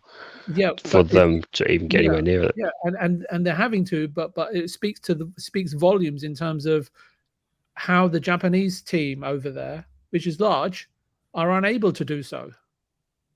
You know, that they're having to take time out of I'm sure they're very busy, but having to take time out of their own schedule to go over there to have get things done, which the team over the whole outfit over in Japan can't manage. Basic stuff. It is kind of telling, yeah. It is kind of telling that you'd assume they wouldn't. Don't get me wrong. You'd assume, okay, they want to come once. I mean, name any other. I wouldn't say CEO, but name any head that goes and visits another country on a regular basis. It's not normally heard of. Maybe once or twice a year, but not to the degree which those are going. So, as you rightly said, it's telling, if you know what to look for, that the team they're trying to find there probably isn't doing a good enough job in terms of getting that rapport as quickly. As you said, even if they're local, there's something still not getting through. And it may not necessarily be, again, I suppose we're being a little bit harsh, it may not necessarily be the team there. It could be there's still a mistrust from when Microsoft did that, tried to buy out Nintendo. Yeah. It's once you've lost the trust, it could take a few generations for that trust to start gaining it. And I will say generations. It's not going to be done in a couple of years. And I expect they've probably been going. I suspect they've probably been going out there since 2008. Yeah. It's very, very, very difficult. I mean, you guys will probably know better than me, right? But the games that I remember are Blue Dragon and from Miss Walker and Sakaguchi leaving Square, and then but there's been numerous occasions like that where Japanese creators that have worked for a studio set up their own, then work with Microsoft and so on and so forth. But their experiences, I can tell you now, developers from one studio speak to others, right? And not just intercompany, but to other publishers. And there's that network as well. And I can tell you now that news travels really quickly because they confer. And the reason why they do, I don't know if you know how Japan is primarily set up like this. So you have you have publishers based in both Osaka and Tokyo. Right, those are the two main development hubs. Yeah, other than Kyoto, where Nintendo are based. Right, so basically, it used to be that not both headquarters and sub headquarters, if you can call it like that, would have motion capture or this or that or the other. So lots of the teams from all of the studios would shuttle in between Osaka and Tokyo. Right. Cross-working, right, cross-pollinating. And the thing is, obviously, there's a Shinkansen, right, which is the high-speed trains, and they're beautiful and they're lovely, and honestly, they're like meditative once you get on it, right? You just don't want the journey to end, but I won't go into that.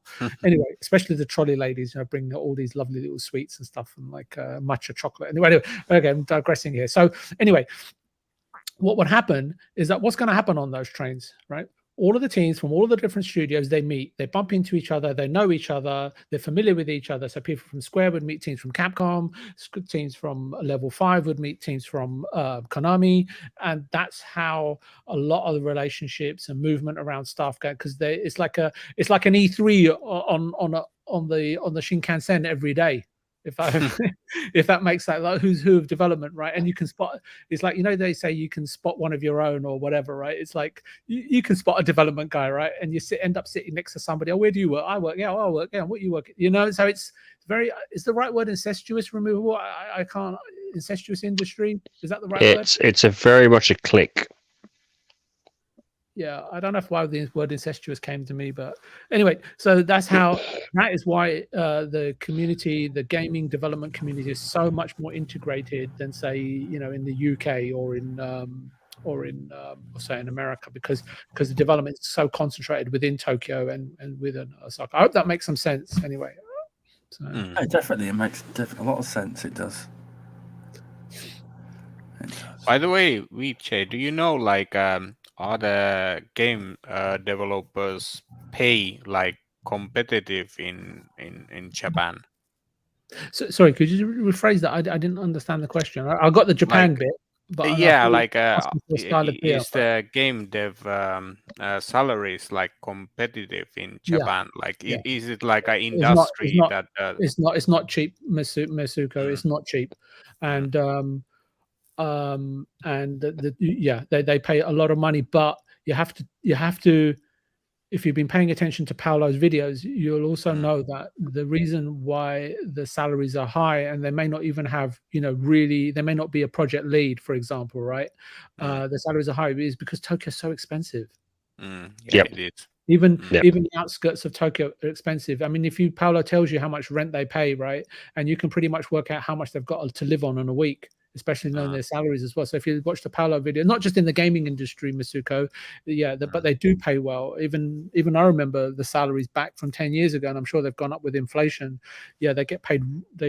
Developers get paid really good money. But I think I was speaking to Removable a little while back, and I was saying, Removable, I've known some really fantastic designers, creators, artists, but a lot of them wanted to get out of the games industry after a few years of working. Because it's so hard that they want to move into the anime industry. They want to move into the CG industry. Because burnout is horrendous. Those development studios, CGI studios or motion capture studios or anime studios, because obviously anime, you two know how big the anime industry is, much more than I don't even know that much about the anime industry. But the jobs there are also paying competitive salaries, especially with the export of anime and how popular it is. The production houses can have more money, can pay more competitive salaries as much as they get in the gaming industry, with less stress, with less pressure, and more enjoyable work that they're doing, right? They're allowed to be even more expressive and creative because the gaming industry is so competitive. So those industries are benefiting, right? Because Japan never had a big movie industry, right? It never had an industry where you could take your talent to, right? But it does with anime, right? It does have, with other studios. I remember I have actually been to the Ghibli studio. That's probably that's why I watched those two documentaries that I sent you, because I recall walking down that street and going into that studio and stuff like that. It took me 2 hours by taxi from Tokyo, from Shinjuku, and it was cold. And but Miyazaki-san wasn't there that day. I wish he was, but anyway, probably because I turned up without an appointment. But that was just me in my heyday, right? That's just how I was. That's just how I was. Just like, I want to go somewhere, I don't care if I don't have an invite, I'm going. That's just the way I was. I was that aggressive. I've calmed down a lot in my older years, or elderly years, or I'm not that old really. But I am old, but if you know what I'm relatively speaking with you guys. But yeah, so I don't know if that answers your question, Meisuko. So yeah. And because there was another outlet for people to express their talents in creatively, then it made the gaming industry, everybody knowing this, it's so tough, having to increase their costs, right? And I think that is partly why companies like Sony, Japan, and stuff like that have minimized the amount of studios that they have there, or the team sizes that they have, because it is so expensive. Game development is hit and miss, and why they do prefer to co-invest. I would say people say Sony do exclusives, they do this, that, and the other. But I'll be honest with you, some of the levels of money that change hands, not physically or on contracts, but in terms of what was that word I used when I spoke to you guys before, in terms of dispensation, right? In other aspects of how revenue is generated or royalties are handed over, in terms of dispensation, that you might as well call it co-development, and which is a hell of a lot riskier than spending 200 million on your own game. And hang on a minute, can we split that 3 ways, maybe bump it up 80 million each and spend it on 3 games? Because at least 1, maybe 2, if 2 hit, we're in the money. But if 1 hits, it'll give us 3 good games and 3 good chances. Exactly. And it'll percentages over. Yeah. And sorry, remember, and just to finish off my point, this is what I was saying to you, Mr. Stubbs, when you were saying a little while back, is that Sony are making several games which are pay to play, or I don't know what the terminology is, like with Haven. With Haven and other studios, is because they can't bank on 1 hitting. They know that 1 or 2 are going to fail, 1 or 2 they're going to have to close down, and maybe 1 or 2 will hit. But they're having to take the bet now because they can't do it in consecutive years. And hope that a game hits in 20 years. They've got to do it in parallel because it's just so competitive. Yeah. Does that all make sense? Yeah, it does. I'm trying to keep up with Removable, you see. That's the problem. Too much competition. And Meisuko, I hope you're remunerating me for this as much as you are Removable, because I want a competitive salary. Don't we all? Yeah, that'd be nice, wouldn't it? Yeah. Just a crate full of Asahi will do. Yeah, I tell you what, I've learned a lot tonight, but I reckon we'll wrap it up about now. I will, because He's getting tired, bless him. That's why he's going silent for those in the chat. Because it's like nearly 20 past 1 in the morning, isn't it, Meisuko? Yeah. Have you got work in the morning? Getting warmed up. Yeah. Yeah. He's going for pizza in about half hour. Wouldn't worry. Go to bed. Yeah. Yeah, I good have show to wake tonight. up in 5 hours. Yes. So, thanks for coming on, Meisuko. It's been a fun I just want to conversation. say he's going out for pizza with half a dozen Japanese 18-year-old kissograms. Don't think his missus would like that. There's a tagline there for a Japanese anime there somewhere. Yeah. Yeah, no, thanks for coming on. It's been good to have you back on one of my podcasts again. It's been too long. Great. It has. So much fun. You always come with some good questions, because there was questions there you asked VJ and Removable that I didn't react to even quick enough or even think of. So you're quite good on that front. You definitely are. But yeah, That's good. That's good. Thanks for sharing your knowledge and what you've been playing recently, and just being a great all-round guest. Thanks for coming on. Thank you. Do you want to tell people where they can find you if they want to look at your artwork when you release it? Yeah. The world? Yeah, people can find me on Twitter. So it is Meisuko, and then you put an underscore and 1984, and then you can find me. Good to hear. Yeah. Thanks for coming on. And RemovableSanity, thanks for coming on. No, thank you, and obviously thank you for Meisuko coming on. It's always great to have him on, sort of thing, and hopefully we can get Stubbs to join us on our Redfall gameplay days. Yeah, definitely. I will. He says that. He said that. When's the pre-download? He's either going to sign up of his own free will, or we're going to have to conscript him in. Conscript him. The pre-download. It's. Yeah, you can. Is it May? Is it May? May or something? Yeah, May 2nd, right? I think so. Mark to download that game anyway. Yeah. So try. I think a couple of weeks. But no, it's great to have Meisuko on. Obviously, our host Stubbs for obviously putting this all together, and of course the indubious, knowledgeable person that is VJ. Where else will we find him? It's fantastic.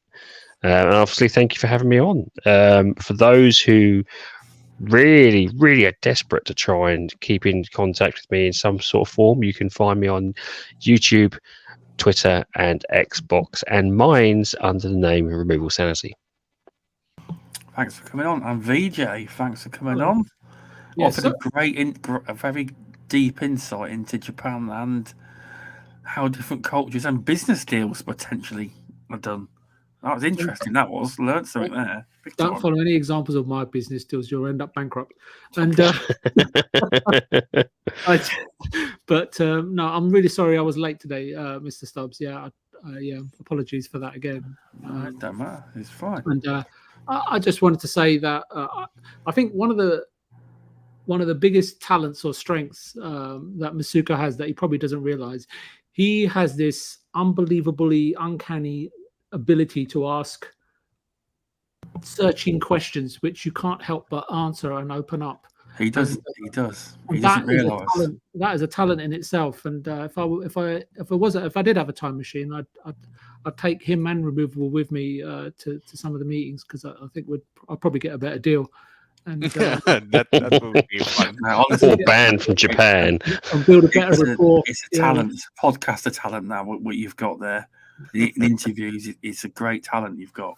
You probably realise. No, he doesn't. And well, he probably does, but it's far more impressive than probably he realised. So we're complimenting him for. And Stubbs, Mr. Stubbs, I'd take you with me, because if anybody declined to disagree with me, I'd just have you beat him up. And say, I played Yakuza, I know what's what. Yeah. Where is the nearest bicycle? This huge giant wanders into the background, doesn't say much, just stares meanly at everybody. Yeah. I hope we do get to invite Meisuko on again soon. Yeah, we will. I'm sure. If he'll have us. Yeah, definitely. Failing that, he'll have to just put up with us when we play the game Redfall. But yeah, thanks for coming on, everyone. You know what? And We are available on YouTube, basically Spotify, Apple Podcasts. To be fair, we're on every platform on the internet. Just about. Mine's OnlyFans. Odyssey. No, we're not on. Not on WhatsApp. We're on the majority of them. But Rumble. We're on loads. Won't be for a day or two though. But thanks everyone for tuning in, and it's been a fun show tonight. And we will see you in 2 weeks' time. It will be 2 weeks' time this time, hopefully. He says that, but we who knows? Hopefully. Anyway, see you next time. Thank you. Have a good one. See you.